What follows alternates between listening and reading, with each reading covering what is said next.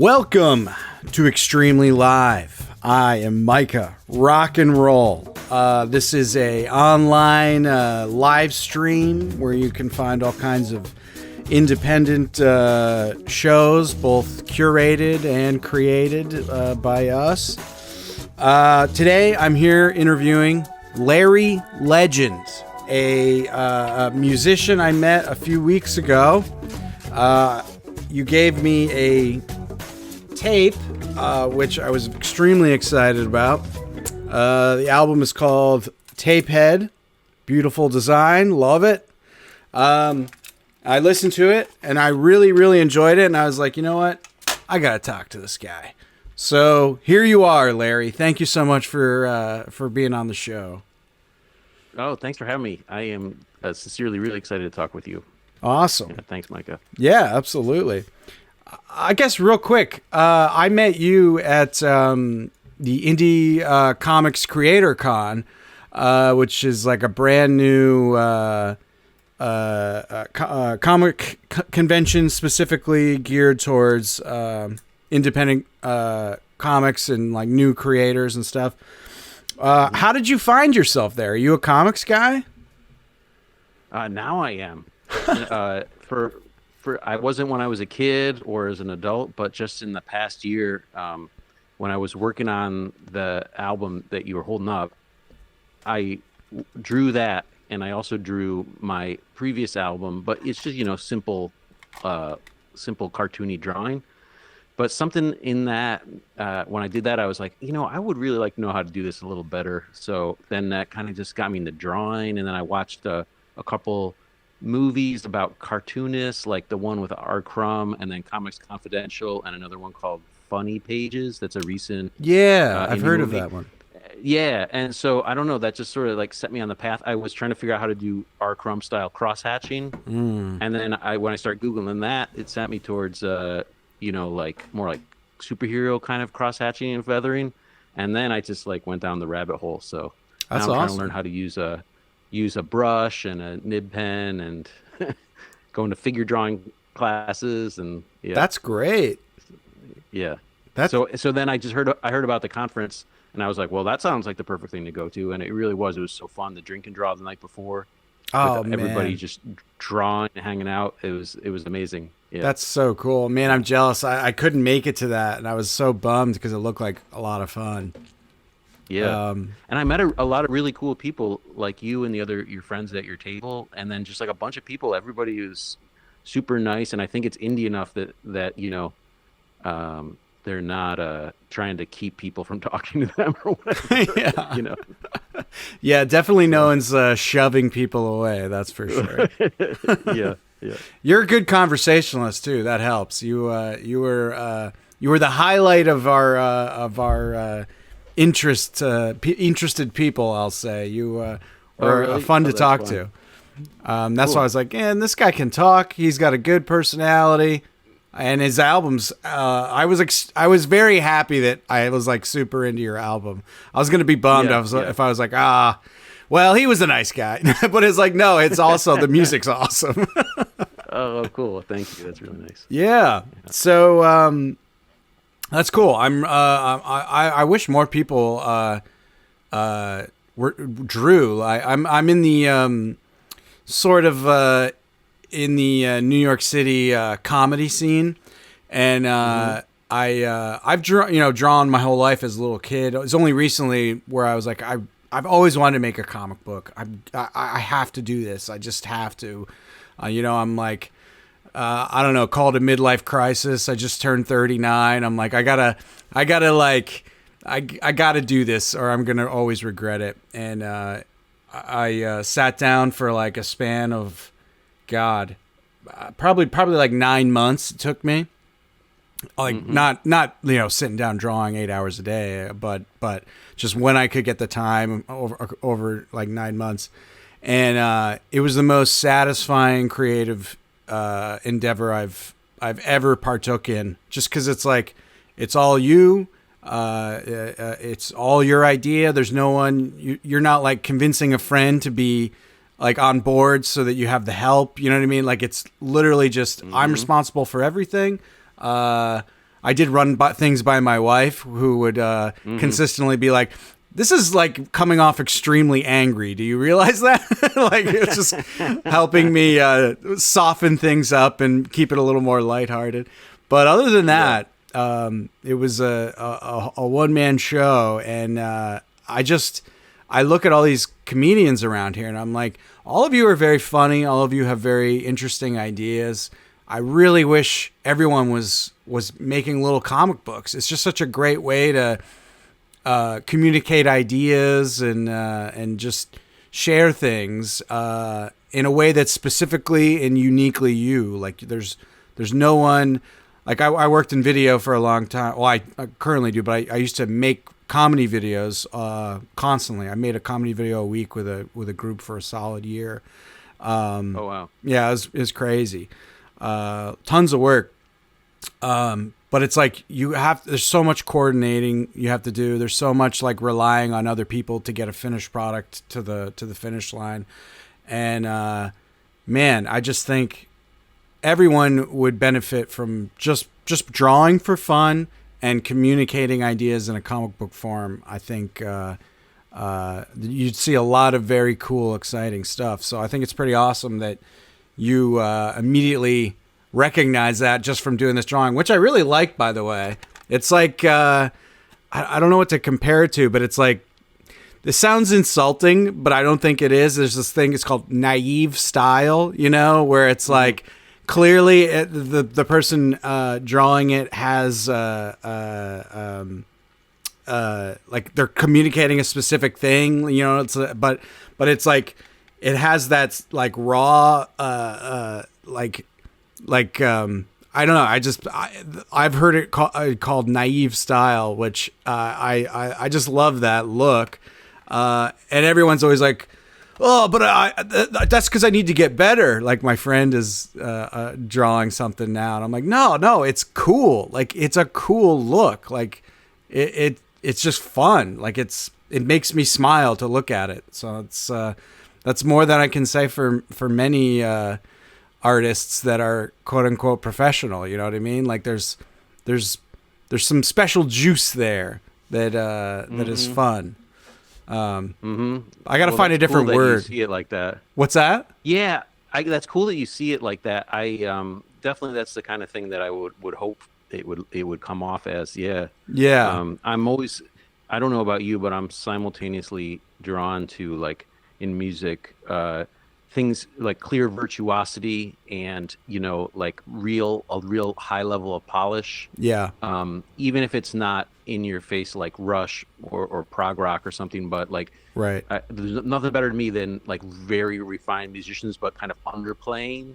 But at the same time, I'm also drawn to, like, more rawness, and you can hear the little creaks or mistakes or just ruggedness or the punkness of it. And totally. So I don't know, that's like the yin and yang for me. But yeah, I want to hold up your comic because I got this and I was super impressed with this, and I got questions for you. One, I want to know how you compose the pages. Another is, you have like a few different drawing styles that you did in here. Yeah. And I also just want to compliment you, especially on like the lead story. Poor is just beautiful. Thank you. And funny and really well drawn. So I'm a fan. Thanks. How do you do the drawing? Do you use like ink or on 11x17, or you use an iPad, or like? Yeah. So it was definitely a mix. So Poor was 11x17 paper with the GNIB, the manga, the manga people. That's like this was like for me, like you were saying, you're pushing yourself to try new stuff and like learn new styles. That's exactly what I was doing with this. I'd never sat down with a dip pen and really pushed myself with it. So that was definitely part of the exercise, was trying out new tools. So yeah, that was Poor was all pen and ink with a GNIB dip pen on paper, and then scanned, and then I didn't do any whiteouts like the old pros. They like if they made a mistake, they would like white it out and then like redraw it. I'm like, I ain't going that far. I'll use Photoshop to fix a mistake, but yeah, almost all of it was on paper, minus a few of the shorter comics that I drew a while ago on an iPad. Like I think the Normies is all on an iPad. Okay, cool. Yeah, so Well, you would never know really looking at it. It's so cool. It's pretty good now, like the digital art. Although I much prefer. I work as a video editor, so I'm looking at computer screens all day long for work. So I much prefer drawing on paper if I'm going to sit down and draw, just because it's a nice break from relying on technology or staring at a glowing screen for hours on end. But if you need to do something quick, an iPad and an iPencil is pretty good. Like the end result it doesn't look cheap or crappy. You know what I mean? Like, whereas maybe like 10 years ago it would, like you could tell a difference. But people have gotten pretty good at as long as your settings are all right. It's super high quality so that it shrinks down and kind of hides the pixelated edge. When you go to print, you're pretty good.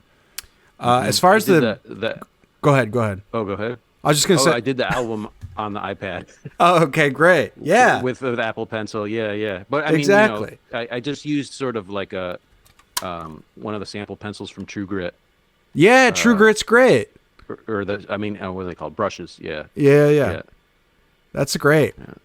Yeah, it totally looks like a pencil on paper drawing. Is this Riso printed, I would assume? Yeah, because I really love Riso stuff, and it does look awesome. Yeah. I've never done Riso. I would love to try. I'm just kind of now getting into printed materials and stuff like that. Well, everything I've ever done has just been like drawn on a computer or scanned and then just put on a website or Instagram or something like that. But man, there's something to be said for a physical object, which was why I was extremely excited to get a tape from you. It's just great. It feels good. It's fun. Makes you smile.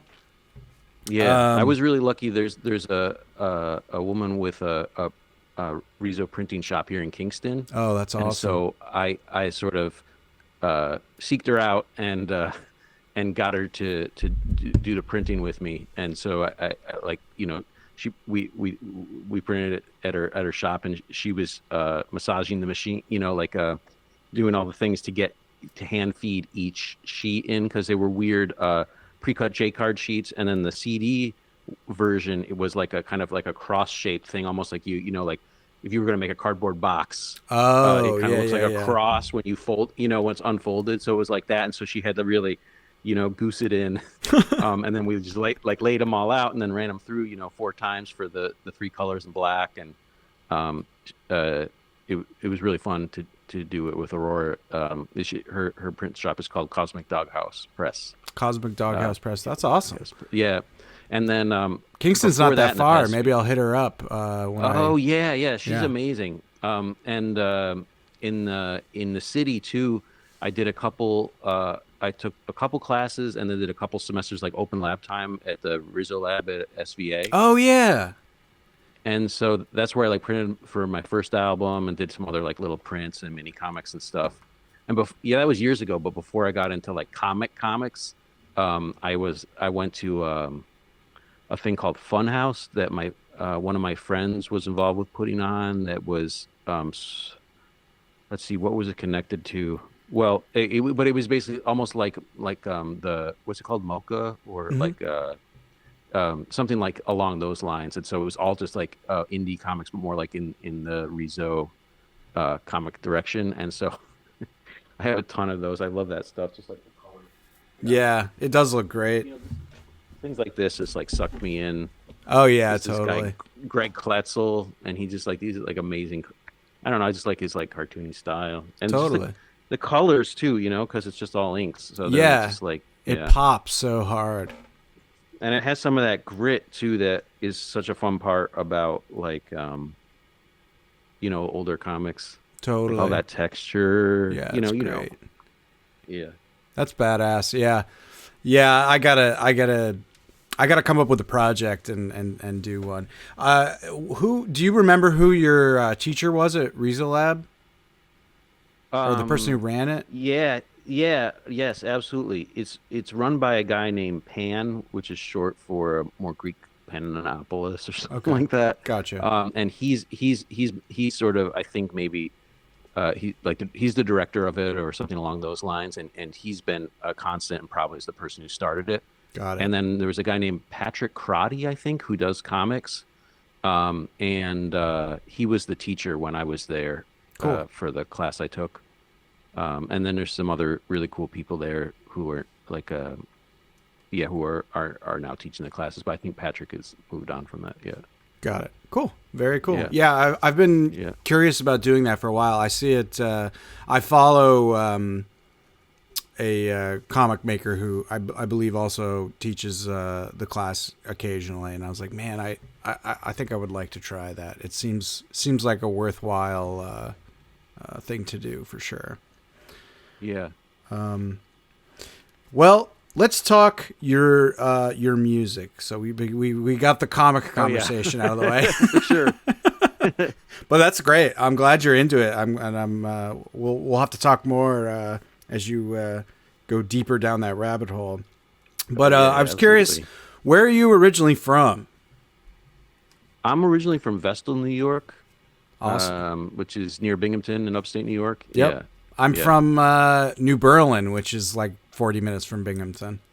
yeah. That's so awesome. Yeah, that's great. Yeah.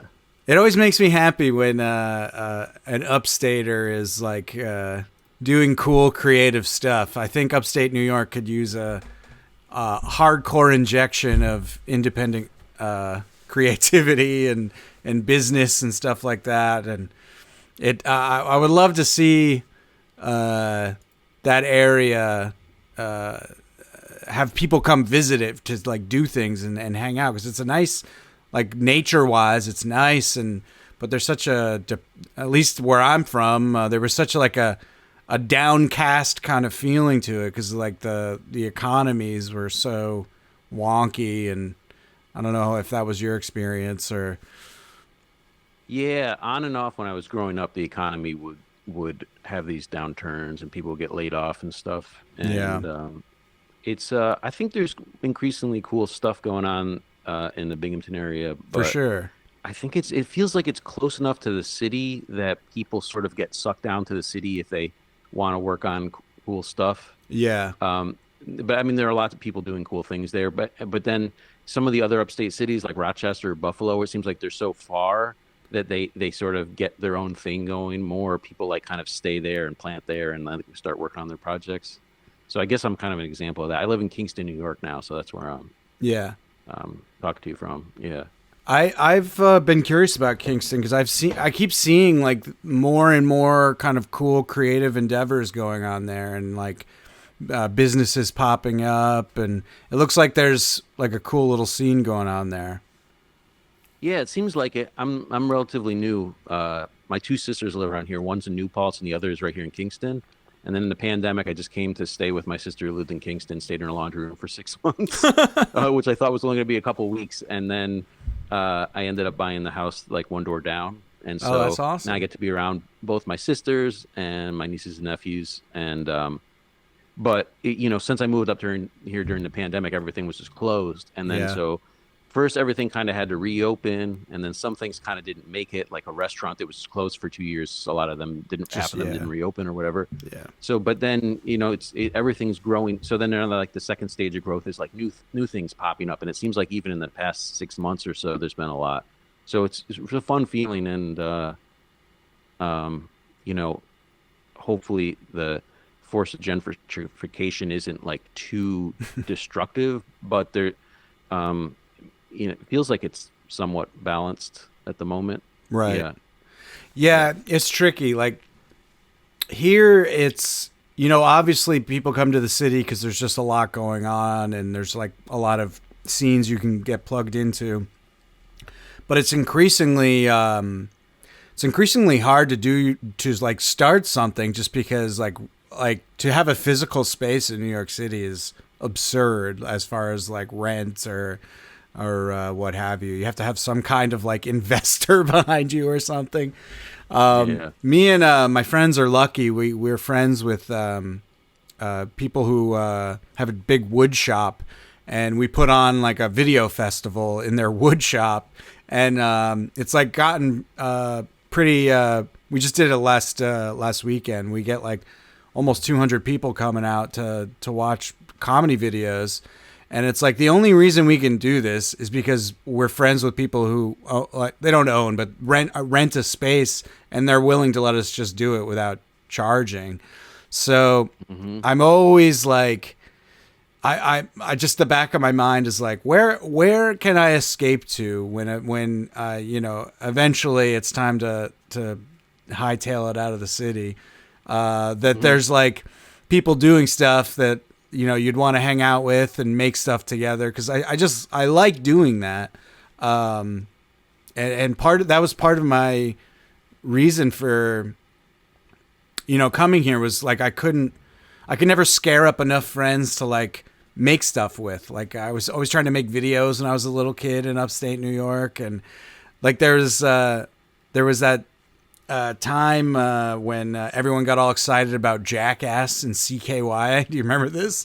No. I kind of remember people watching Jackass and talking about it or whatever. Yeah.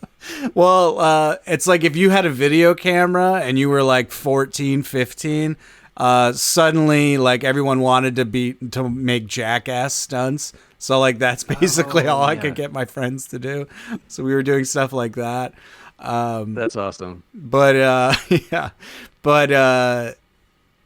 just always had that drive of like, I want to make things. I want to create kind of, whatever it might be, drawings or videos, or I've dabbled in music, but not enough to say I do music. I played drums for like my church, when I was like a little kid. But, cool. So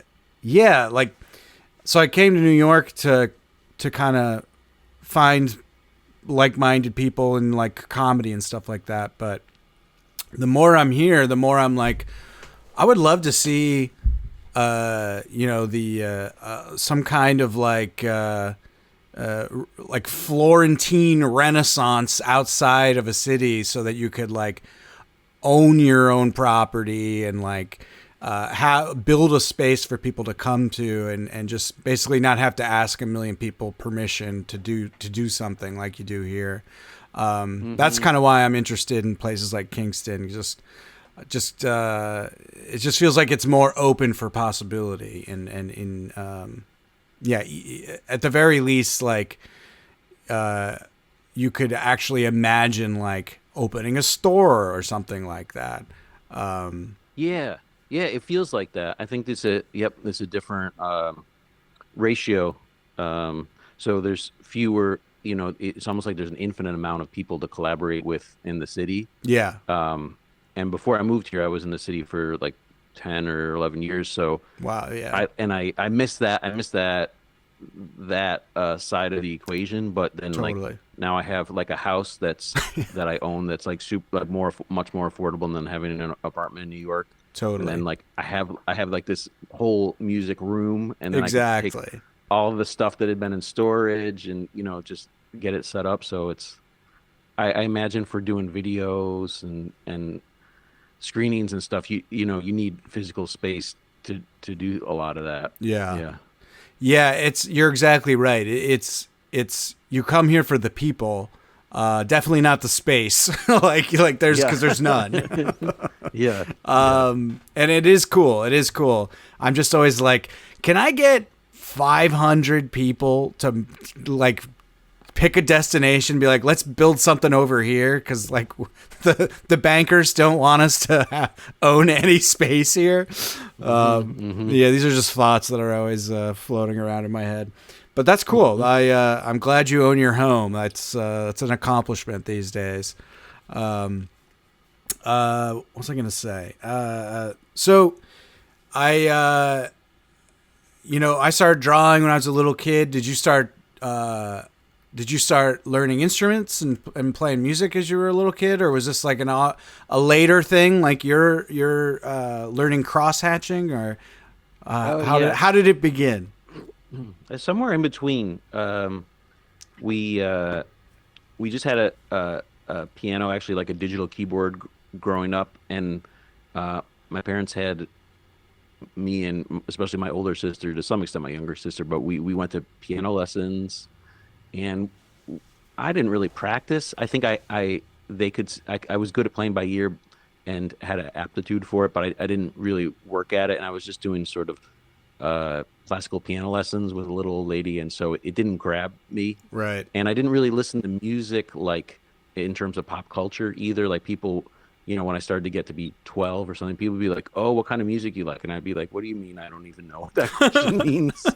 And so then, like later in high school, I started taking jazz piano lessons, and that just grabbed me right away because just from like the grooviness and the Yeah. swing, and then the idea that you could play the head of the song, and then you could just make up whatever you want after that. And the teacher was encouraging me to try doing that, and kind of showing me the way to approach it and stuff. I was just completely hooked on that, and um, I was also like a math and science kid, and like we grew up with computers around the house. So then I went to school for 2 years for like electrical engineering, and also like I took some computer programming classes, and then switched and did the rest of my college at music school. So and that's like the two threads that always intertwine for me, because then I still do for my work. I make iPhone apps, I program iPhone apps, and so just some are technical and some are music. But yeah, once I like went to school and it was just all about jazz piano, and then I don't know. I can tell the rest of the story, but that's how I got started with it anyway. That's Yeah, great. That's yeah. part of what I was impressed with the album is like you're doing like there's like clearly you're doing like loops and like drum machine stuff, and like it's a lot. There's a lot more going on with it than I expected. It's not just like an acoustic guitar and a guy singing. Like that's a through line, but there's like all this cool production on top. I'm assuming most of that is you're doing, yes? Well, in a way, the answer is no, and it's really I'm thrilled to tell you about it. It's super cool how this album worked out. Yeah, So the please. album that I made about 5 or so years ago was me playing acoustic guitar and singing, and then I got my buddy Bobby Hawk to play fiddle. He's an amazing fiddle player, and so that was it. So that was supposed to be completely stripped down, and we just did live takes and chose you know did as many takes as it took to get a decent one, and then just went with that.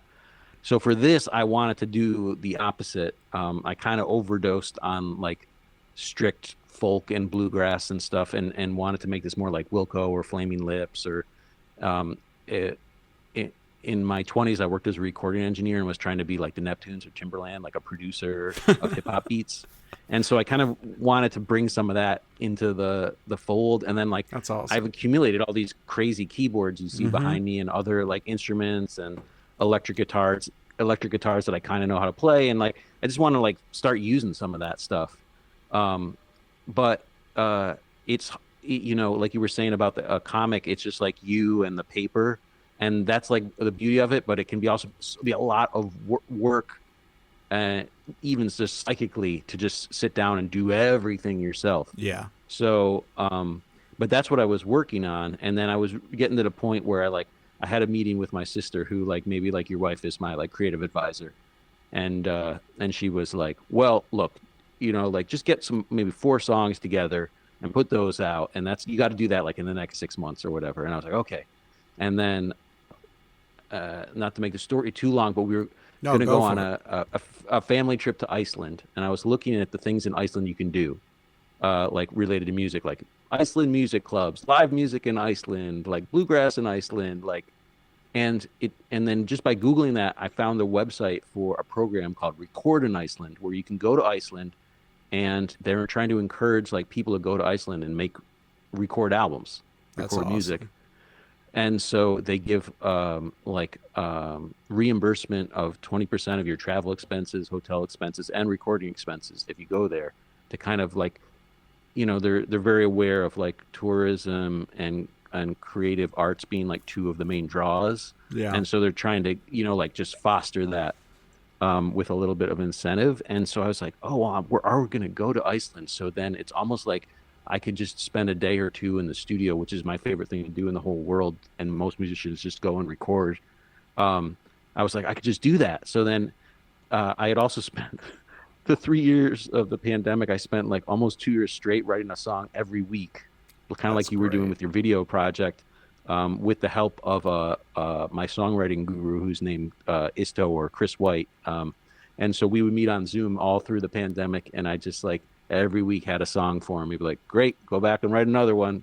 And he'd give me different prompts, whatever I needed, try this tuning or try, doing a chord progression backwards or whatever. And so I had all these songs. And so I went, I talked to somebody who's an engineer, producer around here and musician named Eli Cruz, who I'd met here in Kingston. And I knew that he had worked at a studio in New York called Figure Eight, which had a bunch of Icelandic artists there. And it turns out that somebody named Albert Finnbogason, who lives in Iceland now, had worked there. And that was, it may had some other Iceland connections through one of the owners. So Eli was like, he asked his buddy Phil, and Phil and Eli were like, go talk to Albert. And I talked to Albert, who's this guy in Iceland. And he was like, yeah, come and record. So I went and then spent 2 days with Albert recording 2 songs, and we just layered them up in his studio. And that is like my goal, to be able to just like, sit and just, and I do that. I do that, like add keyboards, drums, bass, drum machines, loops, whatever. And we did that, and he is, 10 times as good at doing all those things. And then he's amazing with Pro Tools and the computer, and amazing at mixing.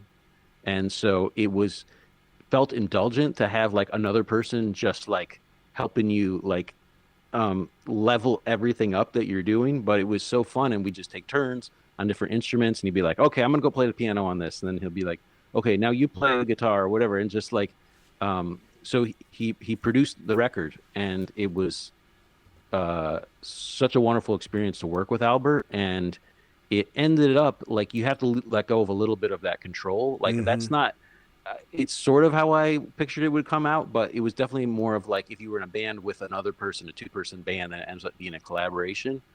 And then so once I realized, oh, just let it kind of be a collaboration, and don't like whatever exact thing you had in your mind, don't worry if it's exactly that. Right. It just was such a fun thing. So then the only thing is the Icelandic government's like evil scheme of providing this incentive made it so, I don't want to just do 2 songs with Albert. So I like went back and recorded 4 more songs in like a couple months later in March of last year. And then he mixed it like kind of on his own, and then sent me the mixes, and we went back and forth just a tiny bit, and then got it mastered here. So I ended up spending, like maybe 10 days worth of time with Albert. Totally worth it. And but that was Iceland's plan all along, to because I went back and spent the money again and stayed there again. So That's fun. So that's how it all happened. And like a lot of those crazy sounds are different things we added there. I added a couple things when I got back, but mostly I came home and then did, like we had rough mixes of stuff, and then I redid all the vocals back at home and kind of drove myself crazy for about 4 to 6 weeks, just like trying to get them as good as I could. Yeah. And then sent it back to him and mixed it. So that's great. You had all kinds of stuff going on. Like in the I Wish I Was a Gangster, you got like the whole Hanna-Barbera sound effect library popping off. Oh yeah. So these songs were like pretty laid out when I brought them to Albert. Like that one, I actually took an animation class with SVA more during the lockdown, and so it was on Zoom, and had this wonderful teacher named Brad, and he could just draw like crazy with his Cintiq, like so fast, because he was like a storyboard artist for things like Elmo, and so he could just knock stuff out so quick. And so I had the idea, I could draw and then make animations for my music. And I did one thing like that, but it is a lot of work because you have to draw and then draw it again and then draw it again, all that. So anyway, he shared the sound effect library that is original Hanna-Barbera sound effects. And it's funny to hear it because it sounds exactly like Fred Flintstone, like hitting the brakes on his, his like dinosaur car where like the brakes are his feet. He's like, or whatever. But then when you hear them in isolation recorded, you realize like, oh, that's like a slide whistle, and then somebody pops a balloon and then hits a triangle at the same time or something. Totally. Or like that. I don't know what that would be, like some kind of like little percussion instrument going or whatever.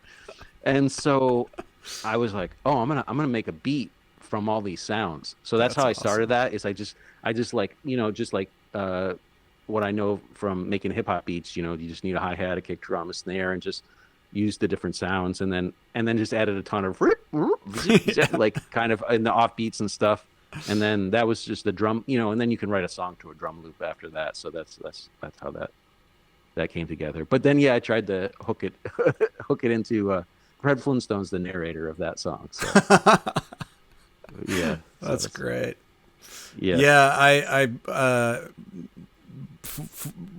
re-recording your vocals resonates with me as far as like redrawing panels or redrawing in general, just being like not satisfied with something. That's probably what has kept me from doing a comic book for so long, was that perfectionism kind of thing where it's like it's not good enough to like commit to paper, which I regret now because it was such a fun experience. I finally was able to just like be like, whatever, you'll get better in the future. Just make something that you're proud of and move on. Is that something that you struggle with, like the perfectionism or the what's the word that people use, the imposter syndrome, where you're like, you want to be this thing, but you don't feel like you are. And so you feel like guilty or claiming you're a musician or claiming you're a cartoonist because you just don't think you're good enough or anything like that. Do you suffer from those types of creative weirdoisms? Yeah, absolutely. What usually happens is once I get into something, like I get really into something, yep, and then I start taking it seriously, or like, oh, cool, I'm gonna get really good at that, and then once I start doing that, it's not a long way off to having like grossly inflated expectations of where you want your ability level to be.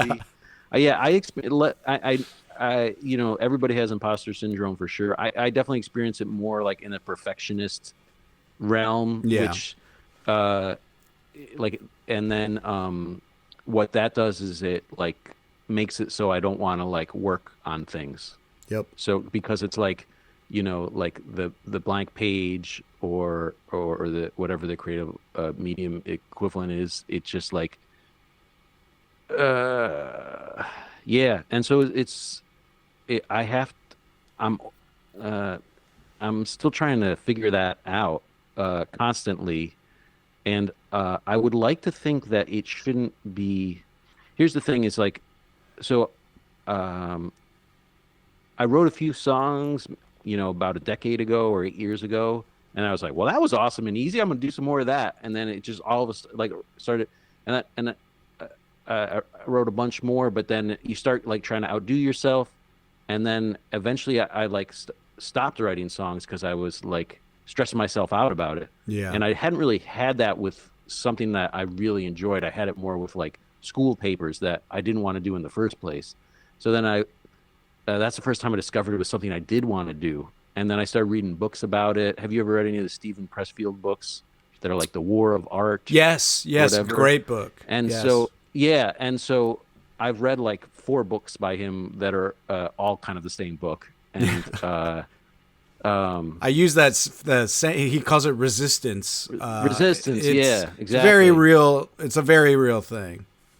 Yeah, so he's identified it and spelled it out really well, but I would like to think that for something that I love, it should be like anytime you use the word should, you're kind of screwing up already. But it like to me, it should be or I would like it if like my creative work day or work time was like a little less of a battle and I could it's I maybe I'll have to accept that it's always going to be a battle, but I would love to find some way to like rewire my brain just a little bit so I can turn that off and Yeah. then just enjoy it the way I originally enjoy whatever I'm working on, the way that got me into it. So uh yeah, and I do all kinds of things to try to trick myself. Like definitely the thing of like getting other people like mentors in the mix or just accountability buddies, Yeah. like because then it becomes more painful not to do it than to do Totally. it. The So that's power the of thing. shame is very real. Yeah. Yeah, so whether it's like taking songwriting classes, working with Chris, who I was telling you about, who's an amazing songwriter and guitarist, but just like the number one thing, and I told him is like just I just want every week he'd be like, okay, let's hear the song, and then he gave me so much, great feedback and stuff along the way. But say it can be the same with like, you schedule a recording session for 4 months from now, and you got to get your shit together for that, or Yep. um, That's literally the only just way all the I've stuff. That's the only way I've ever been able to to break that resistance thing is like setting like publicly declaring you're doing something like so you'll Yeah. look like an asshole if you don't actually do it Yeah. and like creating an event where you're inviting people and so Uh-huh. it's like you got to deliver something on that date so you better Yeah. get over your little anxieties and like just sit down and produce the thing you claim you want to make. It's Yeah. it's hard. I know what you're saying. Like it would be so nice if you could get back to that kind of childhood place of just like making something without even thinking and being like, "Oh, this is fun." Like there's no like in the back of your head, like, "Ooh, how will my peers receive this?" Like, I hope it's impressive and everyone congratulates me. Like, all these stupid, like, just completely unhelpful and probably steering you in the wrong direction ways of Hmm. thinking. Like, Hmm. I think I can't. I mean, everybody says it, but just that thing of like you have to make something for yourself. You can't like think of what the audience quote unquote wants and then try and make something because then it just won't be. Won't be genuine in any real way. It'll be like it won't turn out Yeah. if you're thinking in that way. At least for me, I think that's part of it. Is just like imagining like how people react to the end result and it's like Yeah. how do I make everybody happy, how do I make something that people respect or like it's those kind of thoughts that are can definitely get you hung up and it definitely builds that resistance thing of like not being able to even start Yeah. and like it is tricky. It's definitely a smoother experience to collaborate. Just as far as like being productive. Just because like you say, like you have this other person keeping you accountable. Yeah, I didn't have that with the comics. So it was literally just I like picked a date and said, this is a date that you will be able to have a comic book that I made. And that's the only way I could just get myself to stay consistent and deliver. And of course I had to push the deadline like 3 times, but still I like it went from like have it done by Halloween to like have it done before 2024. You know what I mean? Like, Yeah. but it is what it is. Yeah, but yeah, it is.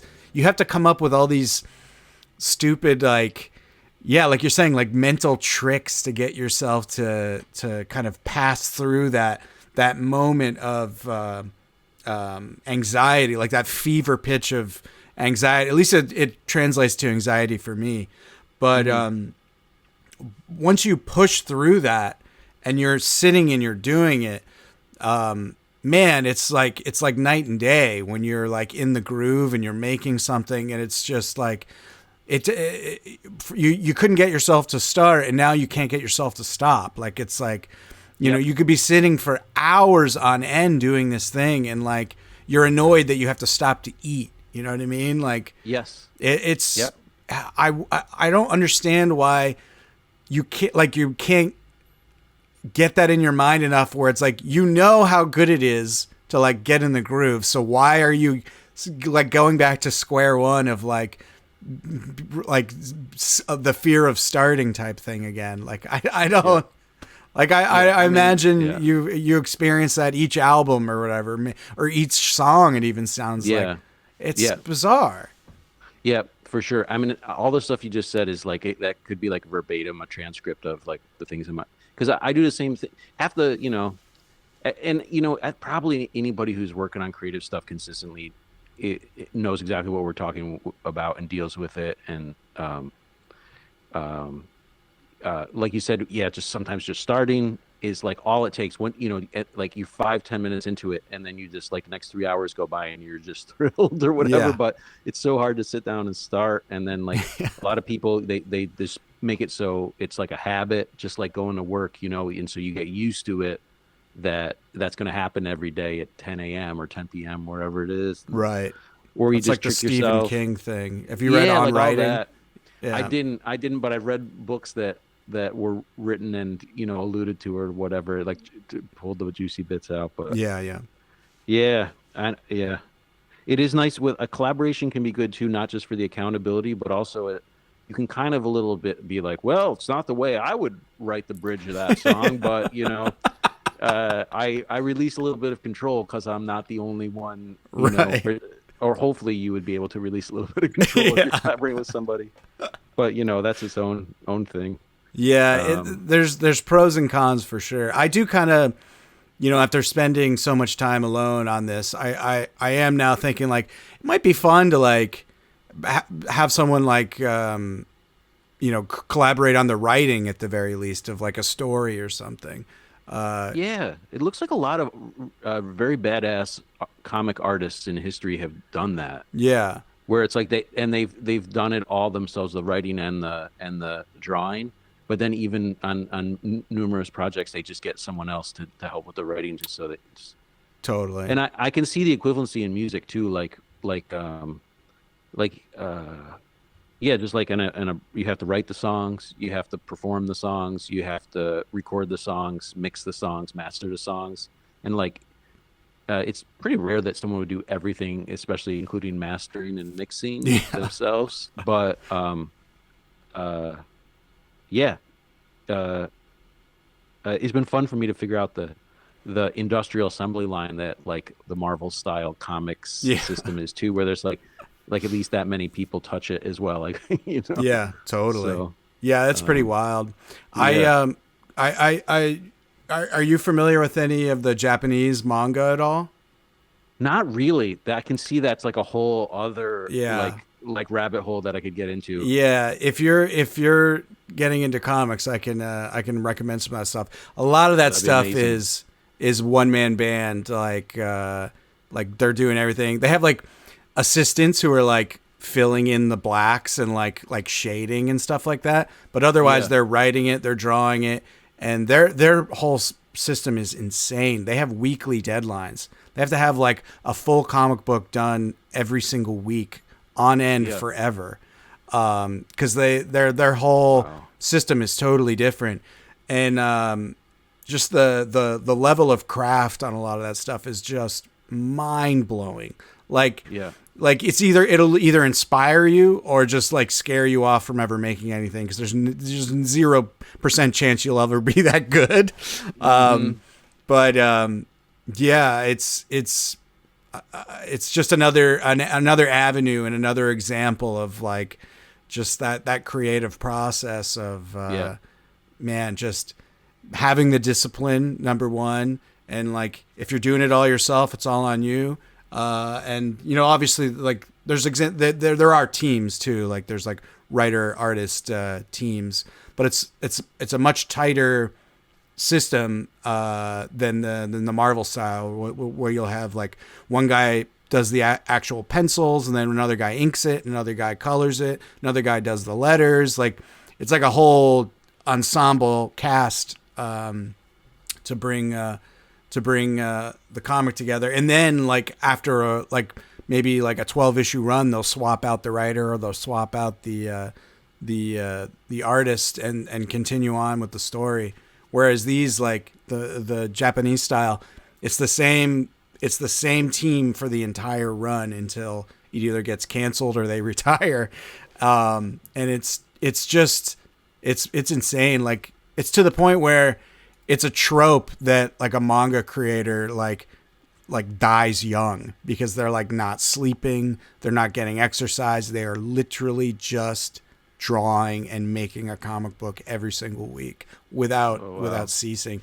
Yeah, it's like it's like the extreme opposite of what we're talking about.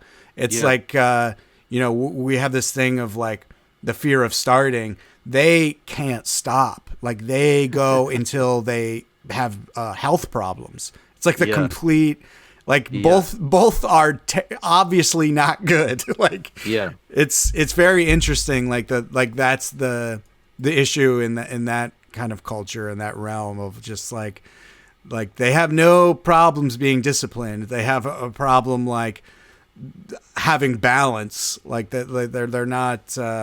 They're just putting their entire life into this one thing, rather than, taking a vacation every now and then, or like taking in other information to like elevate or alter your ideas to influence your art.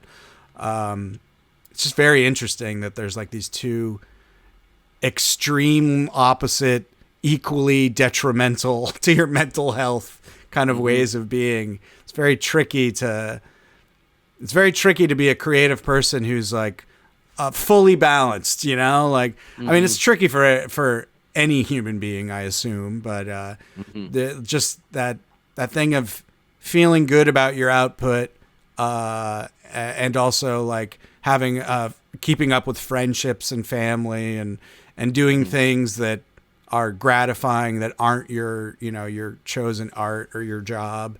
Yeah, it's a lot. It's a lot to keep in order. I guess I don't know. There's no question in there, but your reaction, please. Oh, well, you used the word process, and that is a known thing that I constantly need to be reminded of. It's like you focus on the process, then, and don't worry too much about the output.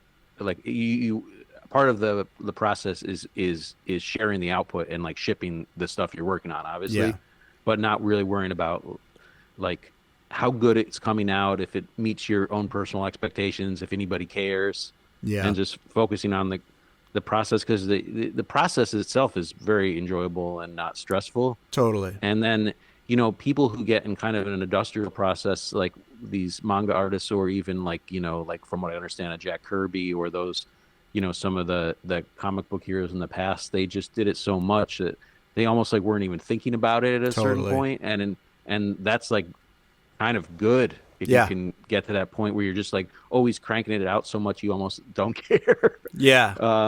So that seems good. And then it's just interesting, like it seems like the other thing that I was reacting to and what you were saying was like, it seems like part of like the Marvel or DC system where it's like everybody, those two companies were kind of trying to keep people to, like, they were definitely fostering their talent, but they needed it to be a machine where people were a bit interchangeable. And so if somebody like went on an alcoholic bender or something, they could like swap somebody else in for that job. Right. Or if they just got kind of creative block or whatever, and were just like flaming out after 12 issues, then they just no problem, we'll just drop somebody else in there. Yeah. And then, but maybe so that's what it seems, but at first seemed crazy about what you were saying with the manga artist, but maybe there's just so much social accountability in that, in Japanese culture, that maybe nobody would let down the system or their deadlines. They also have I don't know. They also have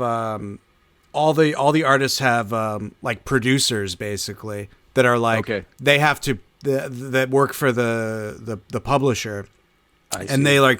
they like work together on everything. Like they have to they basically have to submit a rough draft that's like thumbnails of the what the comic's going to be, and then the editor, not producer, the editor will like help them get it to a place where they feel that like this is as good as it possibly can be. Okay, now you're free to actually make it.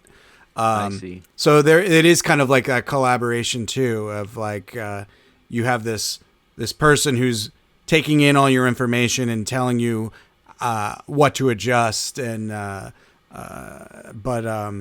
it's just an interesting system. I just bought the what is it, like the Penguin Classics Marvel Penguin, the book publisher Penguin does these like collections of the early Marvel stuff, and then like has like articles, like brief like essays, like giving context to like the time and like what was going on in with the issues and people working on it.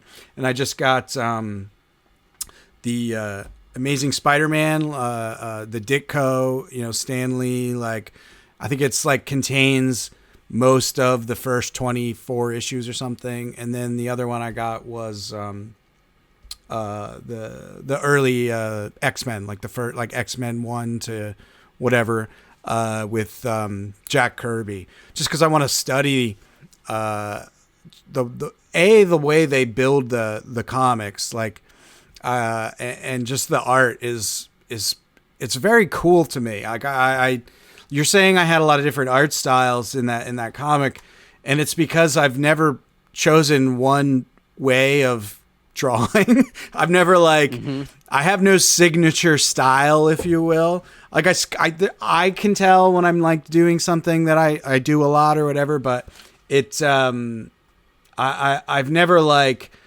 sat down and said set in stone, like this is how I'm always going to draw the human figure, this is how I'm always going to draw water, this is how I'm always going to draw rocks. Like there's probably something good in doing that, and it's me being an amateur still a bit, but it's hard because there's so many different like artists you can look up to and pull from that are so uniquely different. And I don't think I've like educated myself enough to do that, like to develop the full style quite yet.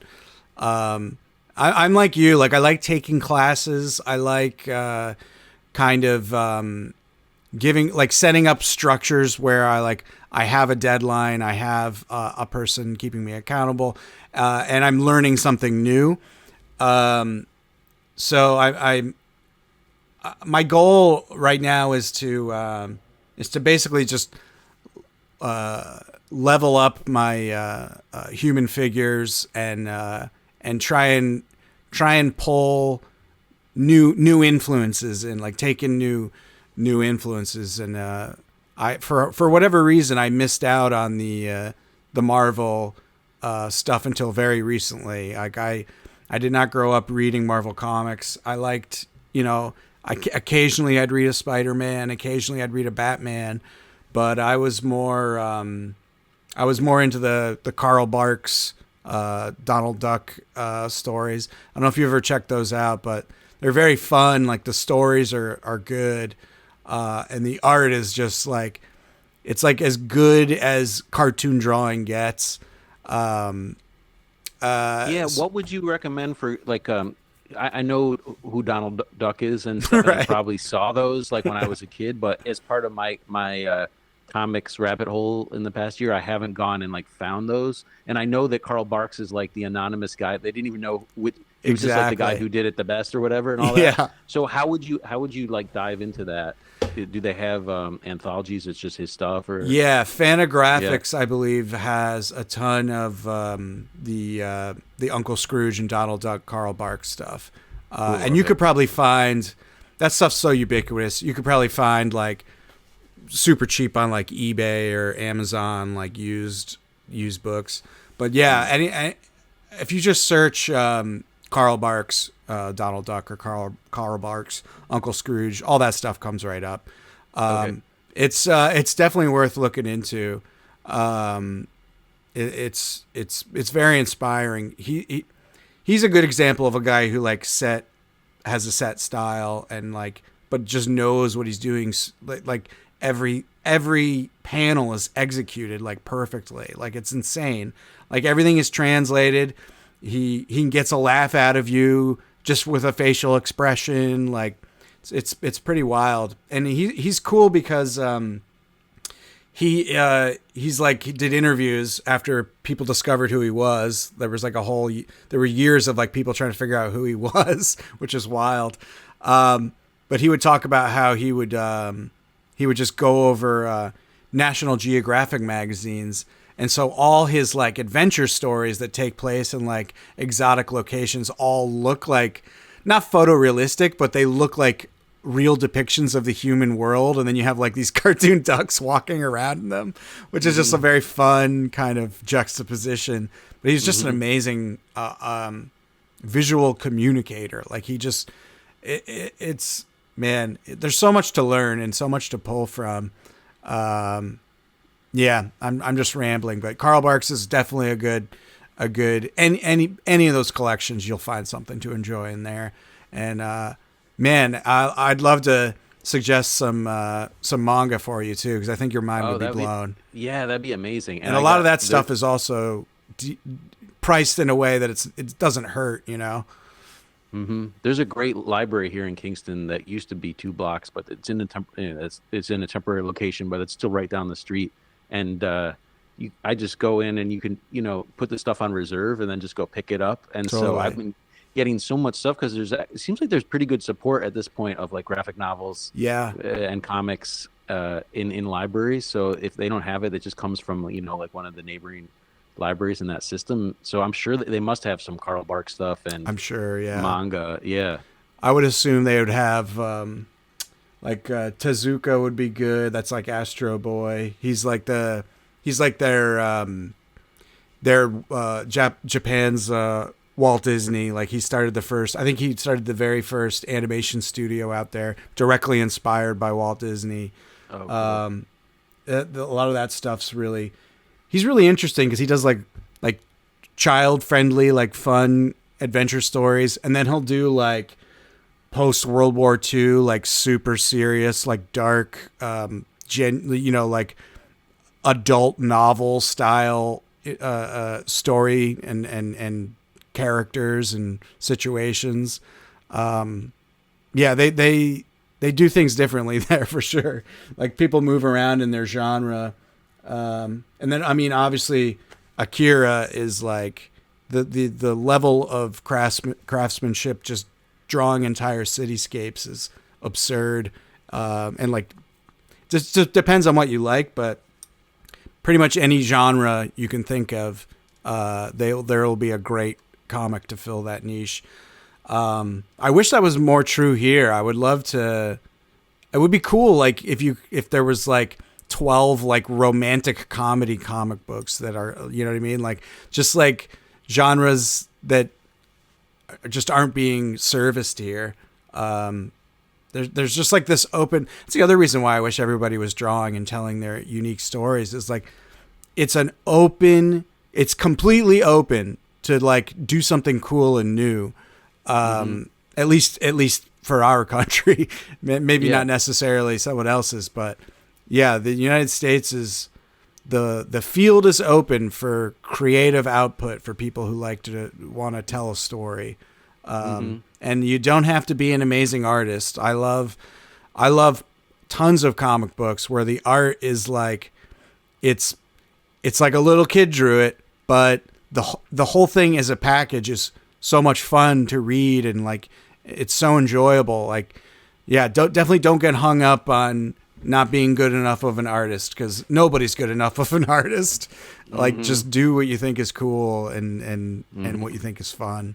I keep trying to remind myself of that too, because I'm working on the art part, but even when I read comics now that I'm getting into, I can see it's really the story that is the part that really, and then it's fun to kind of go back through a second time and really like, inspect the pictures a lot. But usually when you get caught up in the actual reading of it, the pictures are almost just more subliminal, right? Yeah. You're almost You're starting to just zipping read. through them. It's Yeah, yeah, crazy. I yeah. totally, when I got the comic printed orange flavor, I read it so fast. I'm like, damn, I spent so much time on these images. And I'm like, even me, the person who made it, I'm just like, just going through. Because it is like, it's about, you're kind of taking that in, like you say, subliminally. And then you can go back after and kind of appreciate it panel by panel. But yeah, you consume it very, very quickly. I think that's what's part of what's cool about comics is it lends itself to that. Like there's like this weird, you're kind of creating it in your head, even though it's spelled out for you in the images. You're For sort sure. of like it's 50% the image and 50% your brain kind of like communicating it into a moving, living thing inside your head, along with the dialogue or whatever. But yeah, it's kind of like this. It's like this weird magic that turns into something else inside your brain even than what's on the page. Hmm. And I think that's part of why I didn't get into it for a long time is it's like it's almost like you have to figure that out that there's like a little bit of skill to it to like how to do that work of like going back and forth. Mm. And to me it's still a little more like taxing than reading a book. Like I it seems Yeah, like I can't read comics for like 4 hours straight, but I could easily like read like a really juicy book for just get caught up on it for four totally. hours. Yeah, So, yeah. there's more. I think you're doing more processing of Yeah. information. Yeah, Yeah. yeah, I agree with that. Yeah, the storytelling is important, and I'm currently writing my next story, and it's like it's tricky. It's hard to tell a good story. I think that's why so much of our entertainment is not that great. Like Hmm. even the professionally made television, like maybe 1 out of 100 TV shows is worth watching. Hmm. Maybe even like 1 out of 1,000, who depending on how many there are. It's no small feat to create an entertaining story. That's for sure. Yeah, it seems like it. I TV and movies too, they have the extra edition that it's like it's such a big um group of people that to get like everything to align is just probably just so hard yeah. you know It's crazy, yeah. Like you can have a great idea, a great script, like amazing actors, and like something just doesn't click, and it's just not there. It's very strange. Like I worked as a video editor. I mean, I currently am, but I've been doing it for like a decade, and man, there's a lot that can go wrong. Like there's a lot that you know as editors you can give them your interpretation, but ultimately it's not up to the editor, it's up to the producer or director, whoever's making the calls. And even in that process, the editing process, you can have two completely different stories or comedy bits at the end just by the decisions made in the editing process. yeah, that's It's what I understand, that like, and especially increasingly, like it's just up to the editor to make it good. Right. to yeah, you can up to a point. Yeah. Like, although now, like, who knows with like these crazy AI tools, like you can just be like, oh, let's just invent an entire scene out of nowhere, from zero. Man, that's another story or another topic that's just wild. But I've chosen not to be too worried about that. Like it's always fun to make things. Like it'll like no amount of artificial intelligence will make it not a satisfying experience to create stuff. Um, Yeah, I mean, yeah. there's already a zillion people who can draw better than me or Yeah. play music better than me. So if AI gets there too, that doesn't really change my Yeah, situation. That I still kind of exactly. want to do it. Um, it is. I've only done a little bit of experimenting with the AI artwork stuff, and I know that a lot of comics creator people are pretty against it because Yeah. it probably is coming for their jobs to some extent. I But think it it's is, coming for a lot. Yeah. yeah, a lot. Obviously, anything where good enough is good enough, it's gonna just take that person's job away. But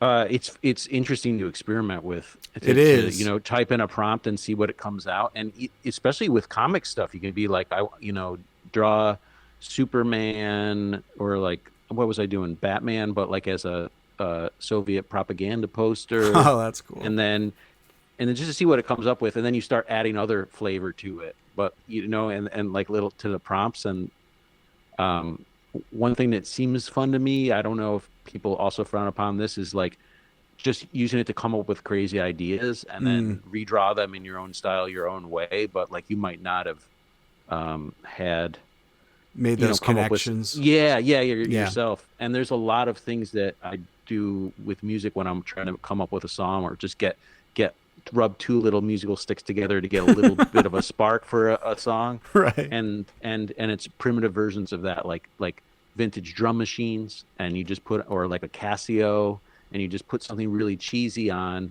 and then sort of loosens you up that it already sounds so cheesy, and then just try to strum along with that, and just so you're not starting from nothing. Or like synths, that's like half the appeal of synths, is just like, I don't know what all these knobs even Yeah. are gonna do when I hit it, but then, oh, okay, now I got something going. Yeah, so Yeah, I'm definitely not like, I see a lot of artists online, just like it's their new personality to be anti AI or whatever, and they're spending all their time being angry about AI rather than like yeah, making things. I'm like, yeah, I mean, what do you?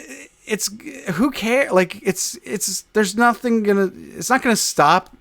Like, just because yeah, you're angry about it, and like, yeah, who cares? Maybe you can find a use for it that'll be, that will be useful to you, and you won't feel like an asshole for using it. Like, yeah, maybe like it'll help your process in some way. Who knows? yeah. Like, I that video show we did, two people submitted videos that contained AI elements. Like the one guy, he was making, the concept was this girl was in a bad relationship, and she sees a commercial for like it's like 1-800 perfect boyfriend or something like that, and the commercial playing on her TV, the guy made it by generating just like absurd like muscle AI guys. And because it's AI and you know what he's doing, it made it extra funny. Like because it fed into the joke of like, this is a ridiculous service. Clearly this is a bad idea. And like, it was interesting to like see people integrating it into their like comedic sense of humor and like their storytelling style, and they did it successfully, and it was entertaining. Like nobody afterwards was like, "Oh, it's pretty cheap used AI, bro." Like nobody was like at no point was anybody feeling that. And I have a theory that because you can kind of spot it when it has that strange, there's like something strange about it. Like it's like everything's kind of like rubbed down in Vaseline or something. Like there's a shine to things. And there's a term in game design, video game design, called code smell. And it's where your suspension of disbelief breaks down because you can tell how something was done, like to a code level almost. And I think there kind of is that to AI. Like it has like its own AI smell, where it's like, it's just its own thing. It's not good or bad, I don't think. And there's certainly no reason to be, having a mental breakdown about it as an artist. That's for sure. Like you're wasting your own time doing that. And like you said, like you're already competing with a million people who are vastly superior to you in every way. Like, like every day I go on Instagram and I see comic books that look so much better than anything I could ever do, but it doesn't make me not want to make another comic book. It doesn't make me not want to draw. If anything, it makes me excited to like work hard. Hmm. Yeah, I don't know. I don't know what to think about it all really, but I certainly I'm definitely not doom and gloom about it. I'll say that. Yeah, I mean, it definitely seems like as humans, our task increasingly is going to, has been for a while, and is going to like be even more just like figuring out how to leverage technology and make it use it to help make our lives better, but not get sucked into the dark sides of it, like Yeah. whatever the dark sides are of social media or whatever. And like, there's yeah, just but it seems like it takes increasing mental fortitude and conscious choice to n- n- not fall down the hill Yeah. of where it starts to tip, and it's it just, I don't know, extracting your attention or life energy or whatever. So Yeah, totally. Yeah, yeah, technology is very strange, man. Like yeah. that Apple Vision Pro, I'm simultaneously intrigued and repulsed by it. Like, Oh yeah, the yeah. idea of like, go ahead, go ahead. Uh, well, just as an iOS developer, when the keynote came out where they announced it, I was horrified because even in Apple's commercial for it was like, it was almost like a dystopian parody Yes. of um but when it came out, I got one because I need to know what it does as Right. part of my work, and also um uh there's it like I got to go to a towards the end of last year, I got to go to a thing at Apple's offices in New York City, where they had like a private day where you could apply to go and try it out with it basically like chained to a desk while you're like in a With room with armed no windows, guards. like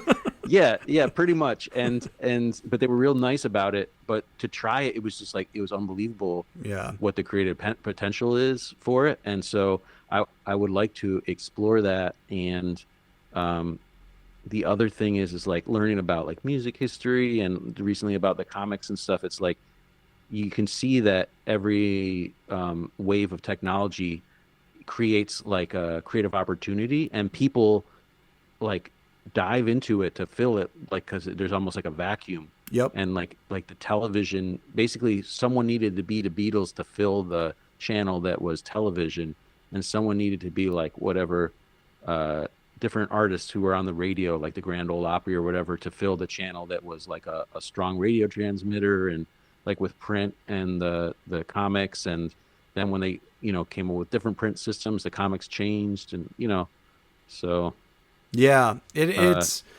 It definitely it just well, it's like people are worried about losing their jobs and like all this, and it's like, I don't know. I mean, the people who designed horse and buggy carriages probably did something different after cars came out. You know what I mean? Like, it is what it is. It's the march of time and human ingenuity. yeah, I mean, I'm sure yeah, the cars and the railroads definitely probably fucked a lot of people up, like really bad too. So it's like, but yeah, it's hard. They certainly So didn't I just don't know. roll over and die, though. You know what I mean? Like, I get that people are like freaked out by change. I mean, Yeah, that makes sense. yeah. But I mean, like I said, I was immediately like, I know exactly why an Apple Vision Pro would be completely awesome. Like immediately, it was like, as a video editor, even it's like an infinite canvas for like putting things together. So I'm Hmm. already sold. Like, that's Hmm. so much better than having like two clunky monitors. But yeah, it's just that thing of like, I like trees. I like being around nature. I would like to think that I would like personally for my own like mental health, I would like to limit how much informational technology information I'm just like blasting straight into my skull. Yeah, But at the same time, it's like I can see how I would use it, and I can see why I would want to.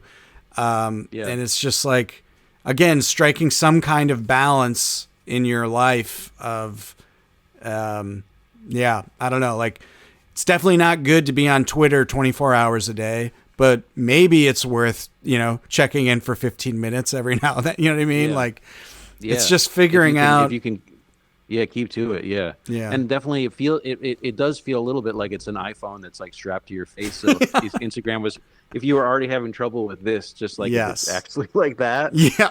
And that much more. The other thing is when you try it, maybe you can try mine sometime, but like it's like have you tried it? No. Like in the Apple Store or anything? Okay.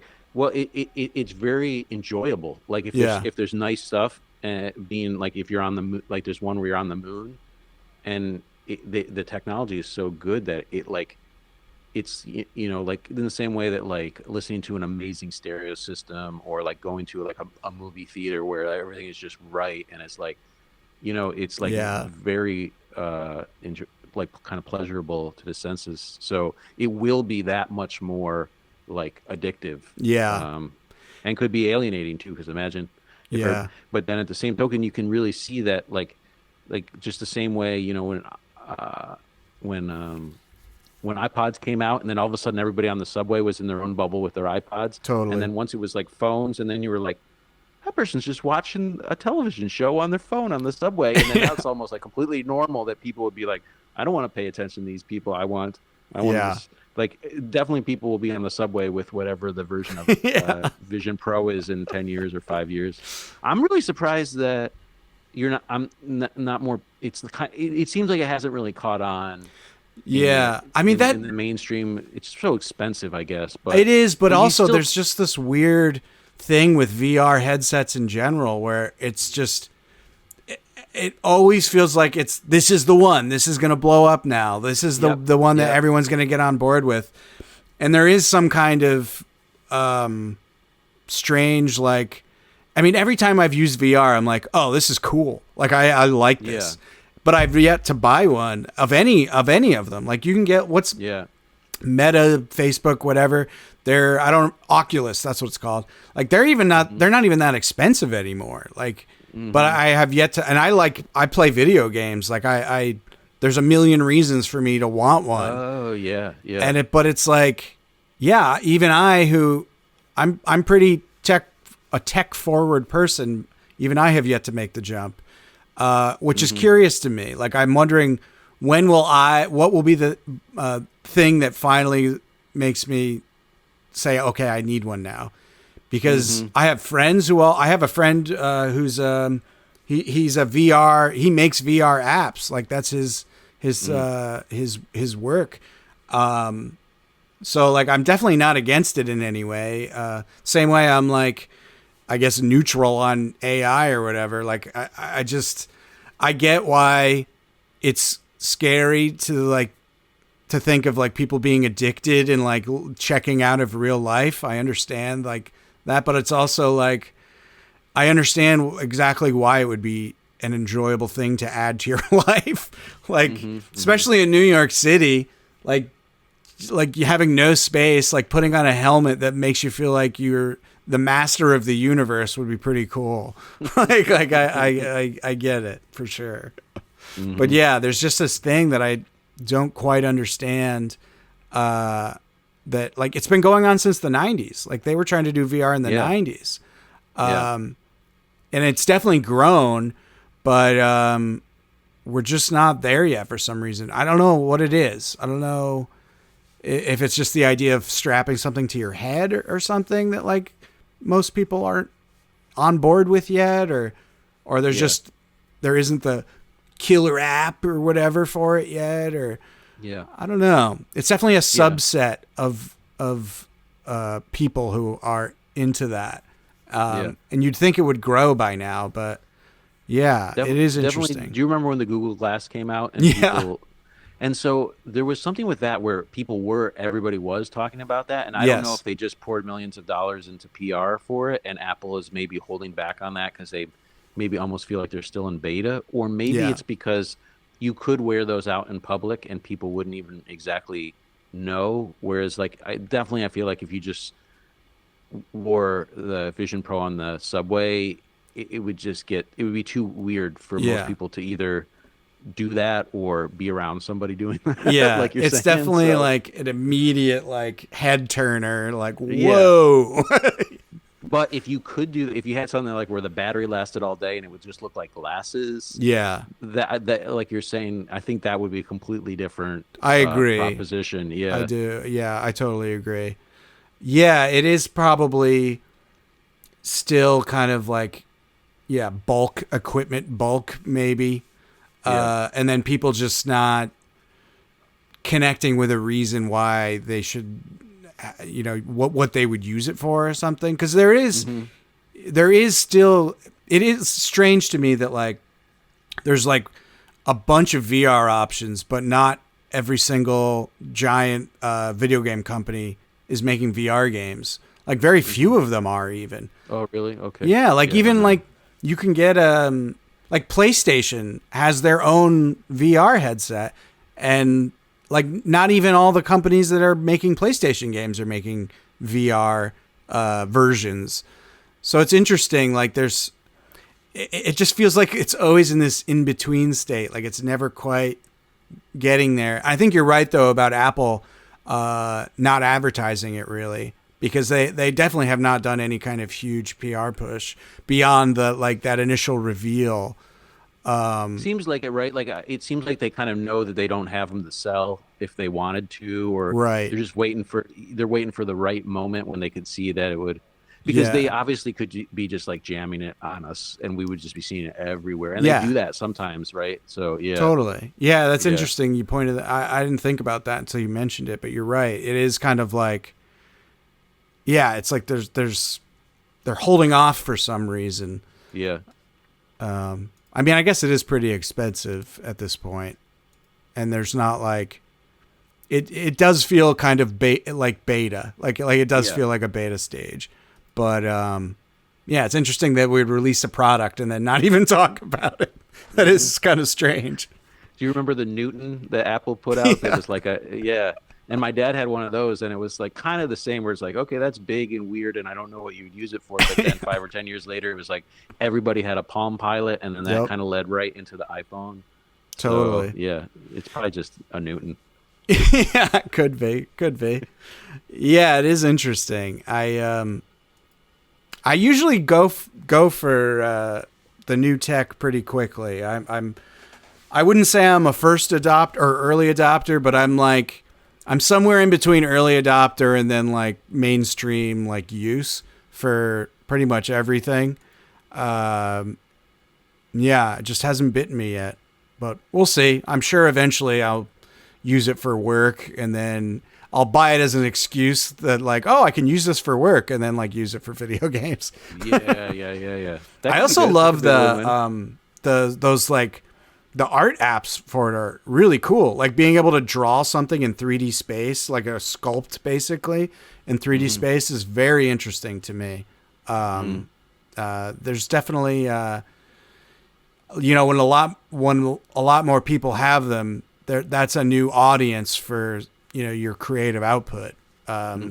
It's pretty interesting. But we've been going for a little bit here. This is a good conversation. Well, we should Yeah, bring yeah, it I'm back to enjoying your music. Okay, cool. Let's tell people where they can get your tunes. Oh yeah. If you look for, because there's a few Larry Legends out there, I guess is the issue. So if you want to go on Spotify or Apple Music or whatever, then it's on all those things. Just type in Larry Legend and then Tapehead, which is the name of the album. That'll get you there. Sweet. Yep. I found you And, pretty easily on Spotify. So okay, nice. You've got good SEO. Don't worry. Oh, okay. It was good in the past, and then like a few years went by, and other Larry Legends put other stuff out, and then they were definitely beating me pretty so good. annoying. Yeah, and then but the other thing is, if that sounds too arduous, then you can go to LarryLegend.com, and then there's direct links there. To stream major streaming. I highly suggest you buy a physical copy of Larry's music. I personally have the cassette. It's very fun.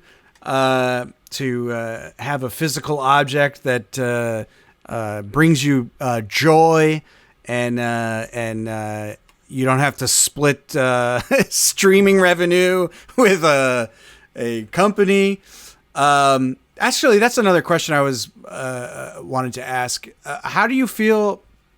What is your experience in the indie music scene, and like, how do you feel about the distribution? Like, in comic books, I'm talking like I'm an expert. I've made one comic book, but you bear with me. There's like, it's pretty much on me to get the word out about my comic. Like, no one's, no one at the New Yorker bought a copy of my comic and is like, this is awesome. Although I work for Condé Nast, maybe I can slip them a copy. Like, what is your experience getting your music out there to people? Because I think that's the hardest part about it being an indie creative, an independent anything, is like, you don't have a company dropping, $500,000 on, Instagram ads or whatever. What is your feeling about that in general, or what's your experience? Well, I might be a little bit the wrong person to ask. Right out of college, I worked for an indie record label called Rope-A-Dope. And my boss was a guy named Andy Hurwitz, who is an amazing person.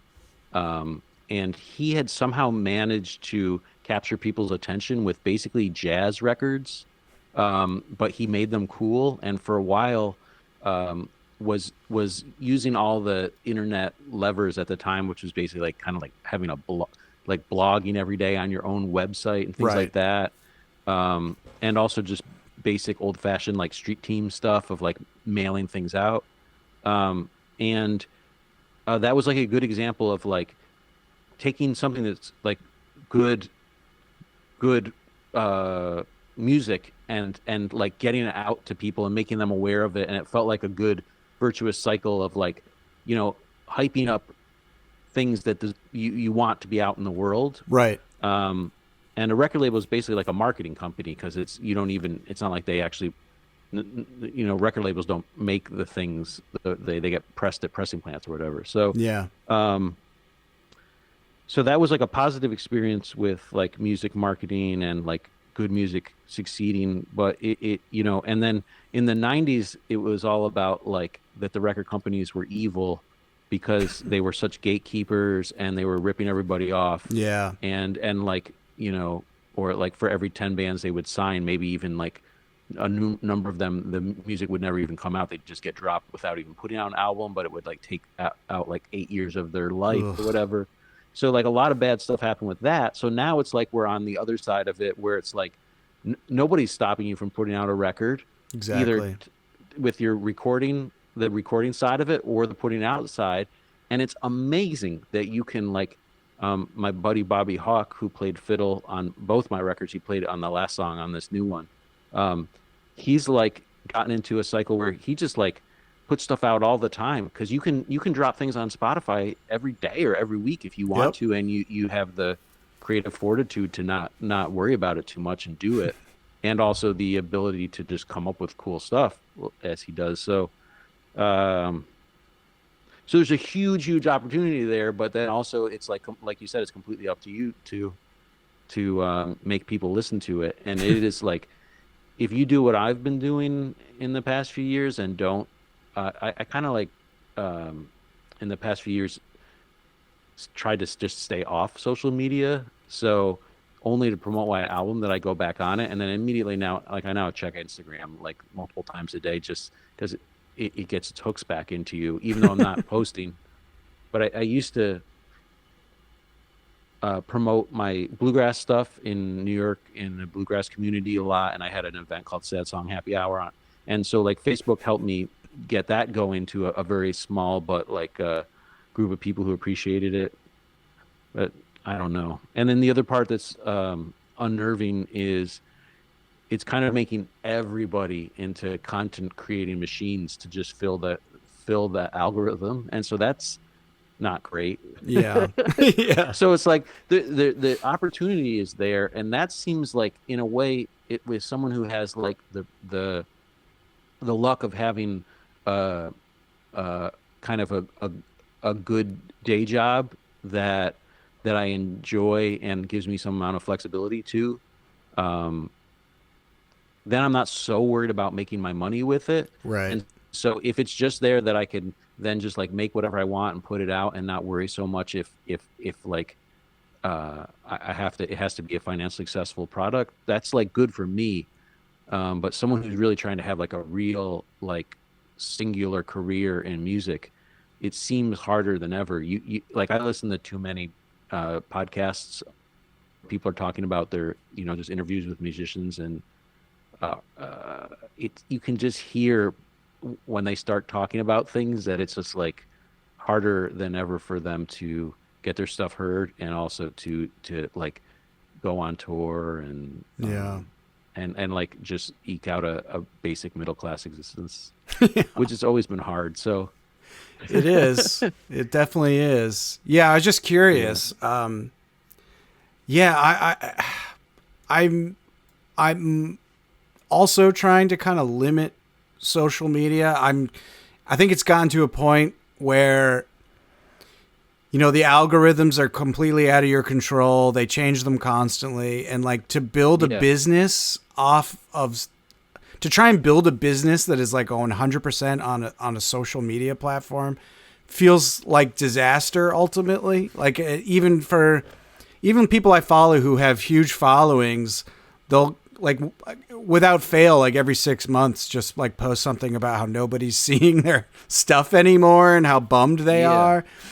So yeah, my strategy, quote unquote, has literally just been build your own thing and ask for people's emails and like just reach out to people directly. And if they, you know, if they like what you're doing, they will make themselves available to you for contact. You know, I still, you know, I post everything on Instagram and all that, but I'm always like directing people to my website, where at the very least I have a better chance of you getting to see what I'm making, because you're directly like giving me your email and telling me you want to. But even there, it's tricky because like most people have a Gmail address these days, and if Gmail decides you're a promotional email instead of a real email, you disappear from people's like view pretty quickly. Oh, like if you had an email list, something like that. Yeah, like if they just like if you show up in you know, they redirect you out of their inbox and into like some subfolder where they have to physically go to look for it. It's very tricky to get in front of people and build an audience. But yeah, I was just curious your thoughts, because I agree it's definitely easier than ever to put stuff out there, but it's not necessarily easier than ever to have people pay attention. And I like the appeal of, I don't know if it's even, it could just be like a conceptual myth, but you know, the 1,000 true fans thing. Yes. And so I like the idea of someone doing it like you and then just building those 1,000 true fans. And then the person who wrote the 1,000 true fans thing kind of wrote an update where it's like, well, it needs to be, you know, like it's not just like you can't just sell 1,000 $10 comic books and then you have $10,000 in your pocket because you probably spent $9,000 printing and like whatever, drawing, art supplies, whatever, you know, mailing them out, whatever. So it's probably more than 1,000, but you know, if you're making really good stuff and people are really picking up your stuff, you don't have to be Taylor Swift, right, to make it happen, I guess. So yeah, I really I pretty much agree with that idea, and that is kind of like what I'm trying to do. I also have a decent day job, and you know, I don't if I mean, I doubt I'm going to make my money back. on this comic book, but it's really not the point. Like when I made it, I was like, this is a very fancy business card, and I'll hopefully sell a few, and I will definitely be giving a lot away for free, just because I'm proud of it, and I want people to see, what it is. And that's exactly what I've been doing. I've just been like sending it to comic book people and basically anybody with a P.O. box who I think is cool, with a public address. I'll send them a copy with a letter, just being like, I like your stuff, think you're cool, this is what I'm up to, here's my email. Like just because definitely nobody owes you anything, that's for sure. And it's on you to get as good as you can possibly be, and as interesting as you could possibly be. I definitely spent a ton of time on my cover trying to just make it eye-catching and interesting to look at the very least. I'm lucky that I live in New York City, so we have all these, not a ton, but we have a handful of comic shops that take like independent, like weirdo zines and stuff. So it's like, you're competing even in that arena. Like I hope that like I stand out on the spinner rack at these comic shops. But yeah, that's kind of my thinking too, is like, just try and find people who are into what you're doing and communicate with them directly, rather than hoping Instagram smiles upon you that day and shows them your post. Yeah, it's an interesting thing. It's something I'm that's why I'm doing this radio stream. Like I find audio stuff that I think is good, and I basically rebroadcast it, and then I make my own podcasts and talk to people I think are interesting, and put everything out there for free without ads, and we'll just see what happens. I just like the idea of promoting stuff I think is good, and doing as best as I can to make something good, and doing it on my own platform that I put together, which I would love to see a renaissance of websites. I want Gen Z to get into websites. How do we make websites cool for 14-year-olds? I could see that happening for sure. I do too. Like there's the magic of social media, I think, is finally starting to, people are more aware that it's like closer to a pack of cigarettes than it is to, anything else. Yeah. And people kind of did, like people kind of stopped smoking once it finally became, right? So yeah, that's a good, I never heard that metaphor. It just feels that way. Oh, go ahead. It's funny too, because like both comics and like music albums are a bit anachronistic at this point. Like it's a little bit of a product for a pastime. Yeah. And so that's kind of a strange thing too. As a creative person too, it can be very easy to get into a form where it's like, oh, I guess I'm a singer-songwriter. I self-identify as a singer-songwriter. I'm going to make a singer-songwriter album. And then it's almost like you almost make the same album that everybody else is making, down to like the picture on the front and like the way you name your songs or whatever. Yeah. And and it has to have the organ comes in and in the chorus or whatever. And so it's like, it's tricky too, but it does seem like if you can try to make something, like you said, it's especially interesting or different or really true and unique to you, that's like, hopefully that will attract those people. Yeah, that's that's my argument to the like hair on fire AI people. It's like, well, if what you're scared of comes to pass and absolutely everybody is using AI, if you refuse to, you're going to stand out because you will not look like an AI built product. So it's like, the answer is always do what you think is right and not try and make something for other people. Yeah.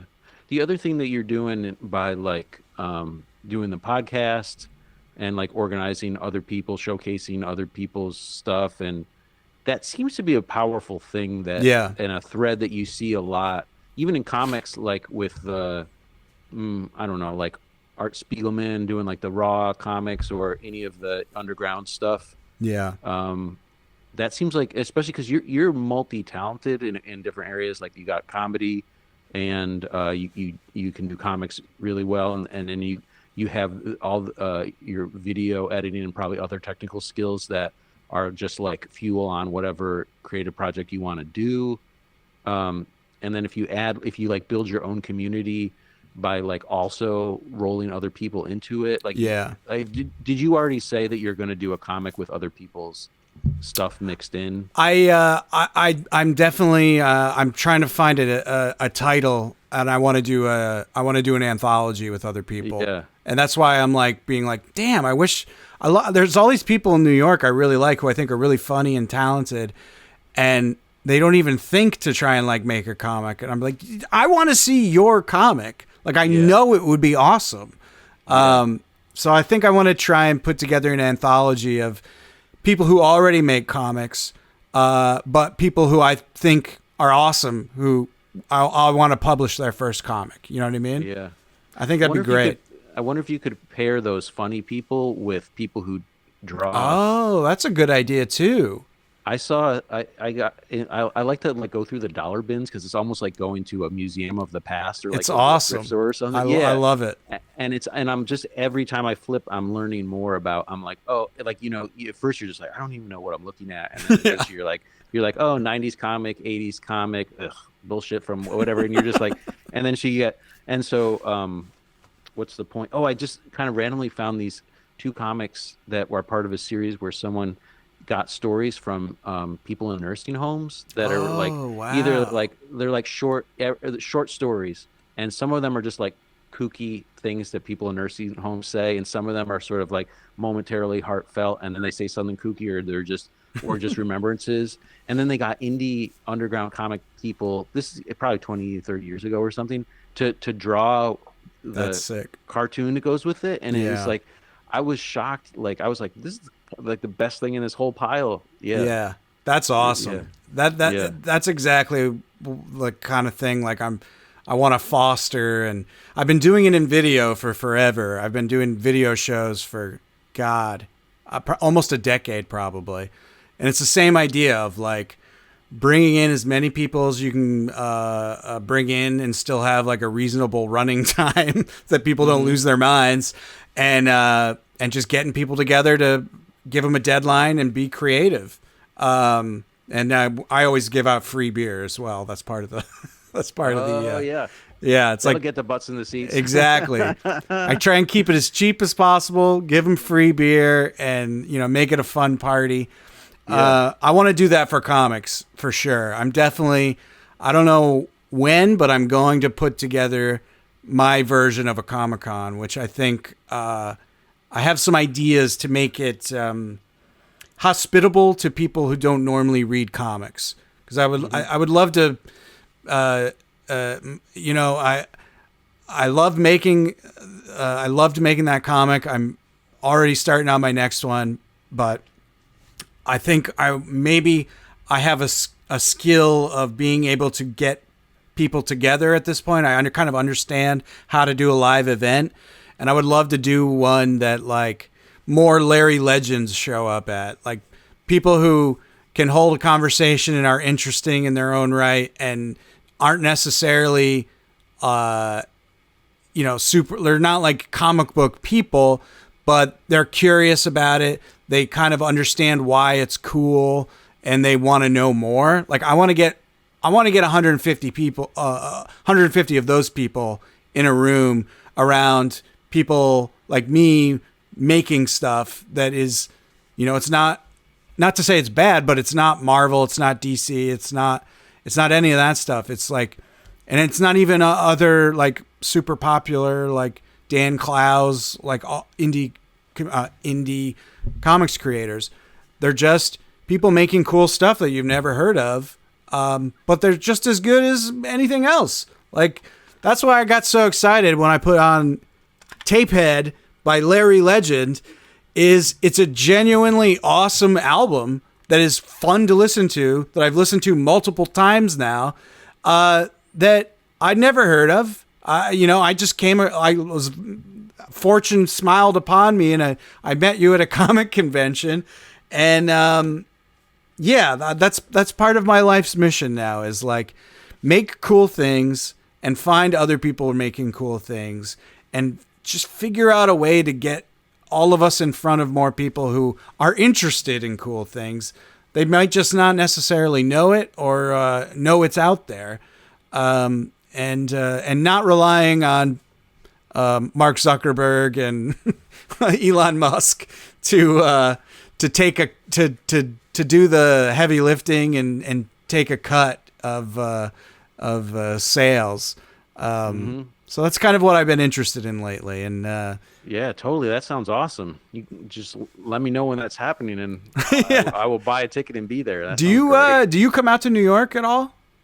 Yeah. That's part of the appeal of living in Kingston is it's Yeah. easy to get down there, and I'm trying to do it more increasingly now that lockdown's over. Yeah. It's Yeah. definitely open for business. There's fun stuff to do. We should hang out sometime. I'd like to talk to you more and get to know you. And maybe we can do some. You can come and play. Do you play live? Is that something you do? I do, and I've done a ton of that in the past, but sort of since the pandemic, I like got out of the habit of that, and Yeah. so I just need to start doing it again. Is it something And you also- enjoy?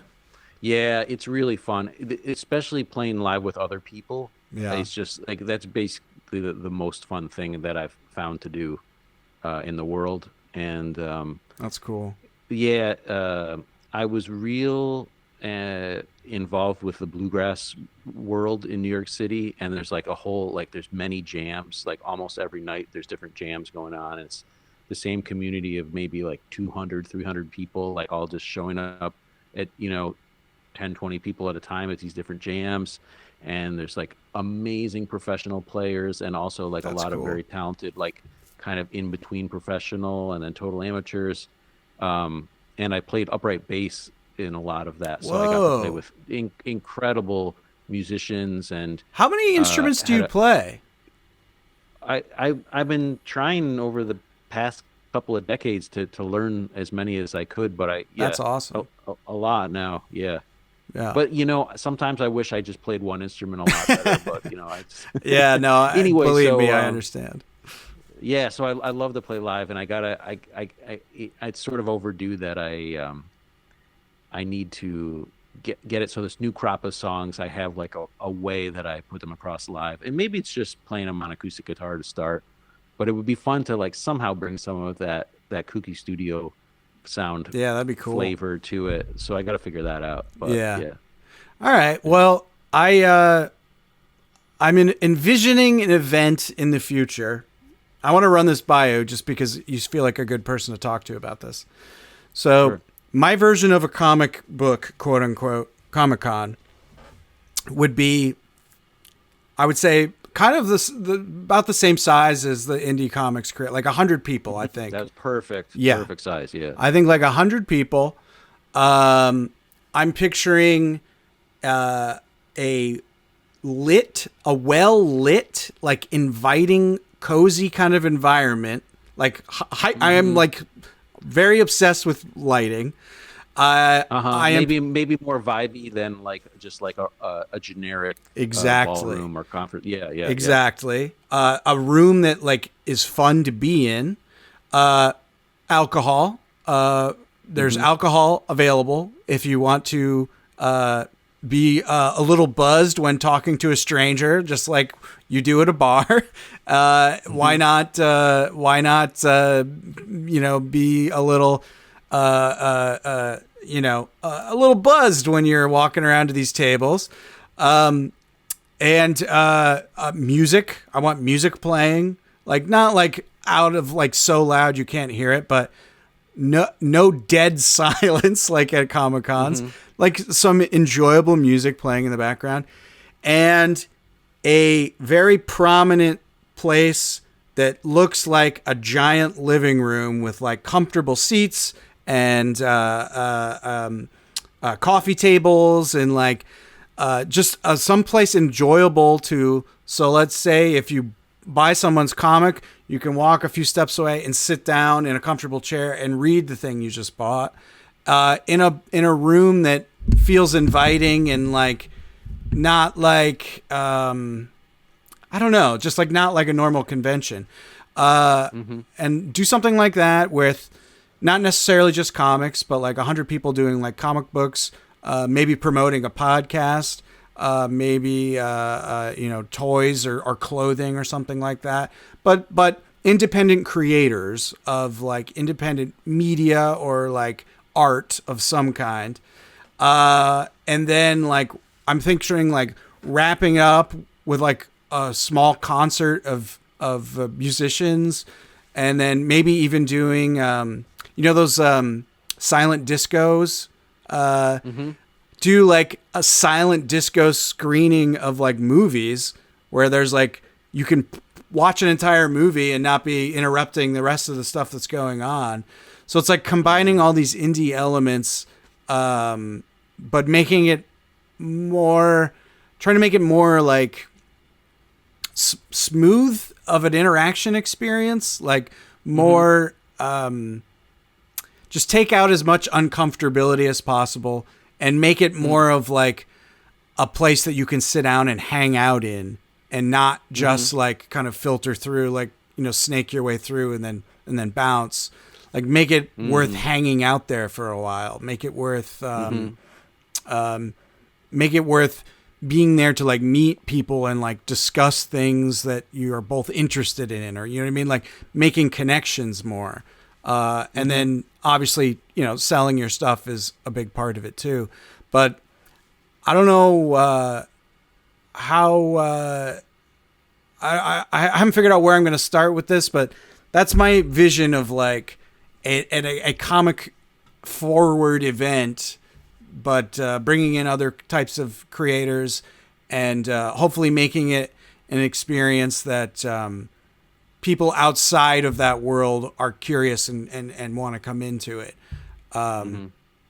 Yeah, I don't know. This is just thoughts I've been having recently. That sounds awesome. I'm sure you could find 100 people who would be like, please, I want to go to that. That sounds amazing. Yeah. That's my thinking. And like it costs, because it's New York City, it would cost a bit up front. But that's the other thing is I've noticed all these events are like, dude, I won't say which ones, but like there's this comic event I want to do and the table is $400, like just to sit at a table. And I'm like, man, like I get that you're trying to make a profit, but like it definitely doesn't cost that much to rent this space out, that if everyone's paying $400, you're making a fuck ton of money. Yeah. Like, so it's like, I was surprised that the tables are, and because at like a conference, like a medical conference or something, it's like a whole order of magnitude more. Yeah. But which makes sense. But I was surprised that it's not that much to have a table, but 400, because I think what was it at the indie? It was really good. I think it was like 75, which is that. So is 400 reasonable compared to 75 sounds like a huge jump for sure. Yeah. And also it's like, I'm thinking of a like independent creator specific. So it's like, right. So it's like, I mean, I would have been ecstatic if I sold $400 worth of comics at that event. You know what I mean? Right, so, but like, make it in a way where it's not excruciating and like feels like It'd a be complete almost nice gamble for the creator if your business model wasn't to make money off the creators. That was almost more just like make sure they're like serious and going to show up. Yes. $75, like that kind of thing. Exactly. And then make money from a sponsor or something. Exactly. Yeah. Because like that just doesn't feel like a very sustainable way of doing things. Yeah, like I'm picturing like $50 a table, like to like if you charge that and you get 100 people doing that, that probably pretty much covers the rent of the space. You know what I mean? And then, I would be doing it because I also want to show what I'm making. So it's like, I have an incentive. I have a different incentive than someone who's just putting on an event and is like, I'm going to make 50 grand in one day. This is awesome. You know what I mean? Yeah. So I don't know. Those are just things I'm thinking about and hopefully we'll be executing on down the line. But I bring it up because I picture showcasing independent musicians as well, making it like a whole event to hang out at. Yeah. And Larry Legend would be perfect, baby.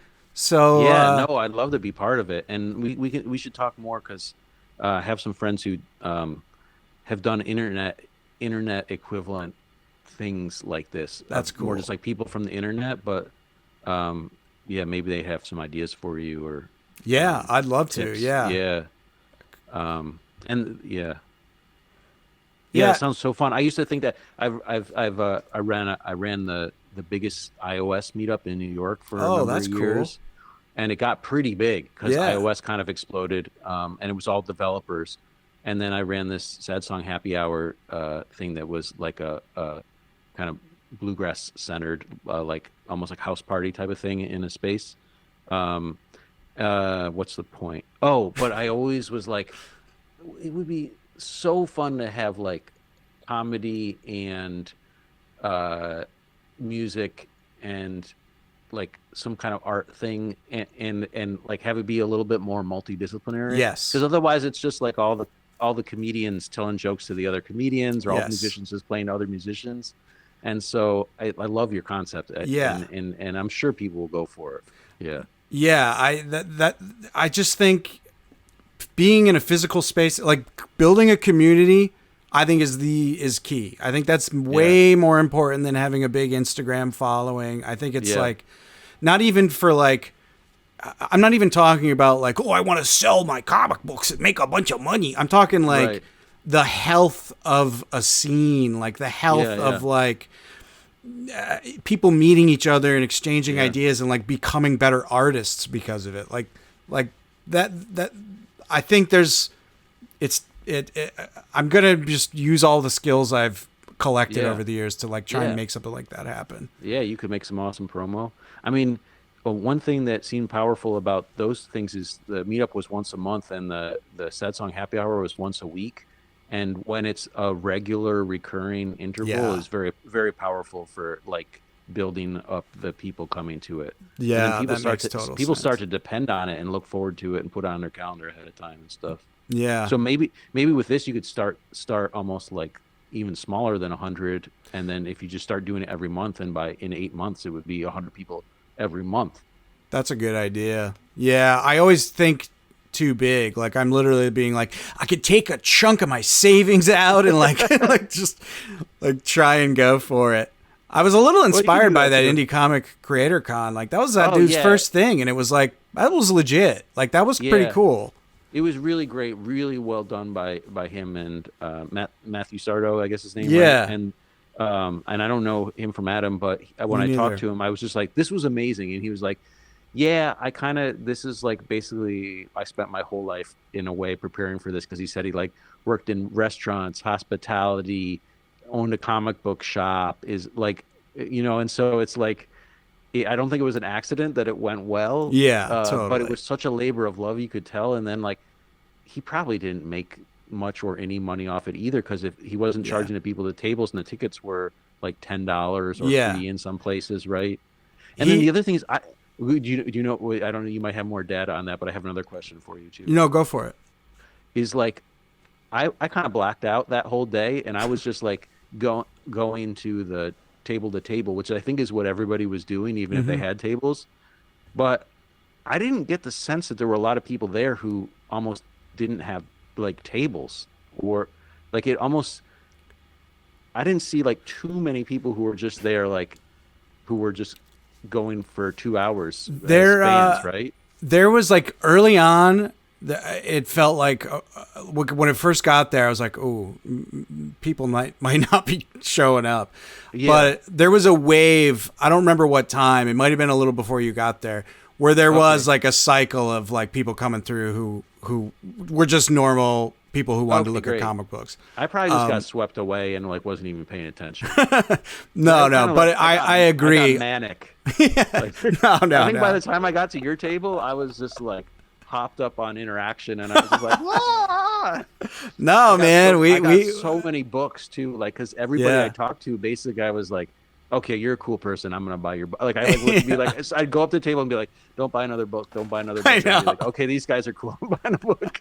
It was exactly the same. Like I'm like, man, I'm gonna be like $50 in the hole because I'm just buying everybody's book because I like Yeah. them. It's like Yeah. that's like a gag, like it's like a meme of like the comic book creators all passing around the same $10 bill because Oh, they're yeah, all yeah. buying each other's books. Yeah.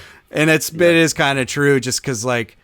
Yeah, I didn't know anybody there. I'd heard of a couple people just because they were New York City based people, and I like introduced myself and gave them a copy of my comic, and like it's just it is what it is. You end up like just being like, oh, they're cool. I want to see what their art's all about, and you end up buying everybody's comics.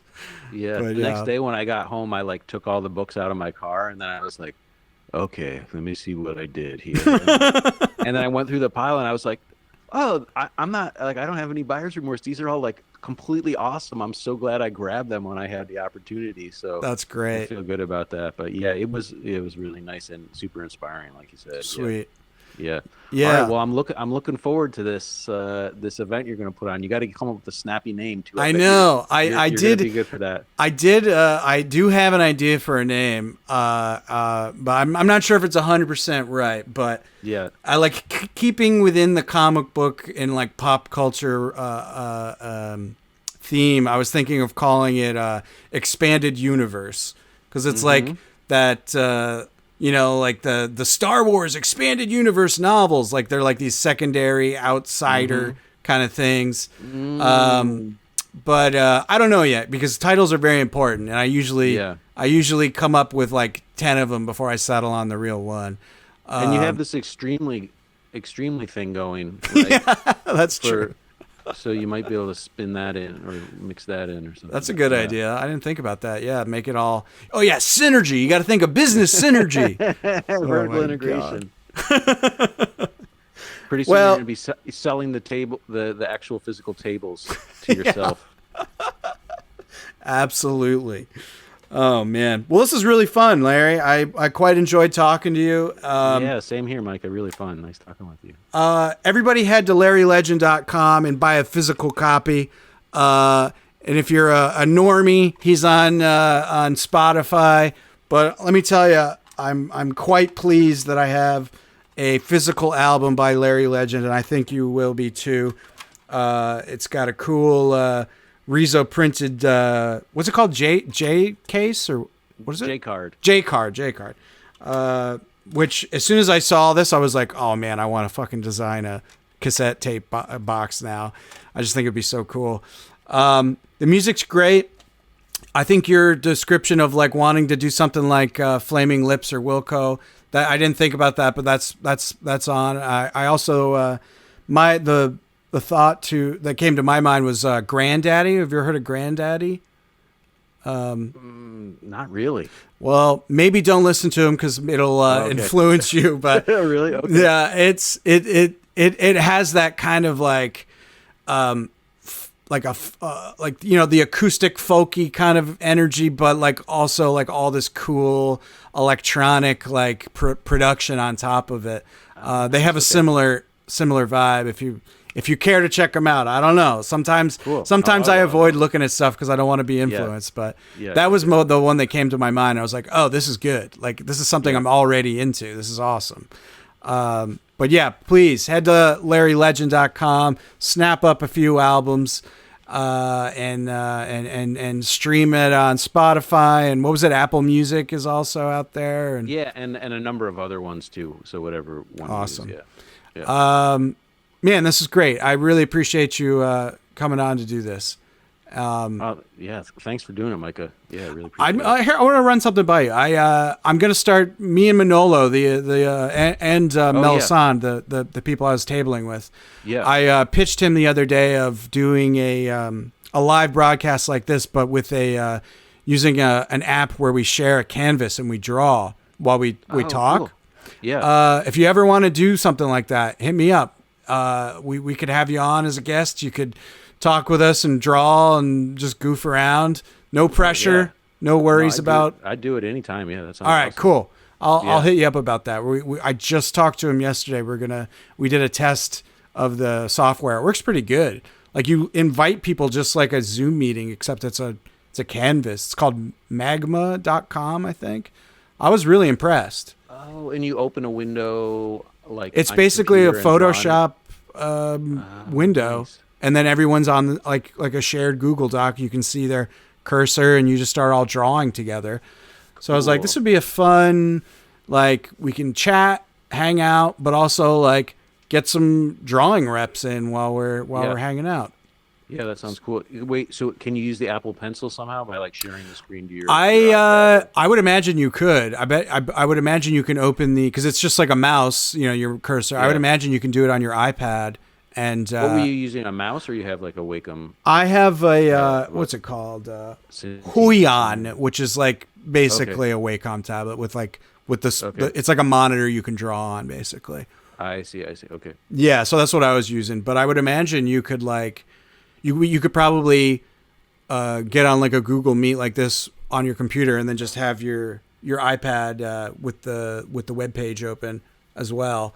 And I would imagine it would I bet all you could, yeah. work perfectly fine. You can also talk through it, but I didn't test that just because I imagine it's probably not as high quality, but maybe we should try it. But yeah, I don't know. Lots of ideas I'm running by you. Sorry. No, it's awesome. And Yeah, let me man. know I just about if you're thinking of coming up for the Kings, there's like that indie comic thing in Kingston coming up. yeah. When is that? April sometime. Okay. Yeah, I will definitely Yeah, hit but you up. If you want to come up, see some trees, crash overnight. Hell yeah. I got a sort of a, what do you call it? An airbed, but a little better. Sweet. Yeah, we actually have a pretty decent air mattress as well. It's like my wife's family bought it for us when they come here to crash. And it's like a high end, like fancy thing. Yeah. Yeah, I'd definitely be down, man. Like, it's important for creative cross pollination, and meeting in person is definitely king as far as I'm concerned. As far as just anything really, it's just very important to. The Apple Vision Pro is cool, but we should all be also physically talking to each other. It would be, Totally. yeah. Well, this is great, and we should wrap up. Okay. But man, yeah. Once again, head to LarryLegend.com, grab a copy of Tapehead, stream him on all the apps. It's really good tunes. If you like Flaming Lips, if you like Granddaddy, if you like Wilco, you will like Larry Legend. Thanks so much for doing this. I had a lot of fun. Okay. Likewise. Thanks, Micah.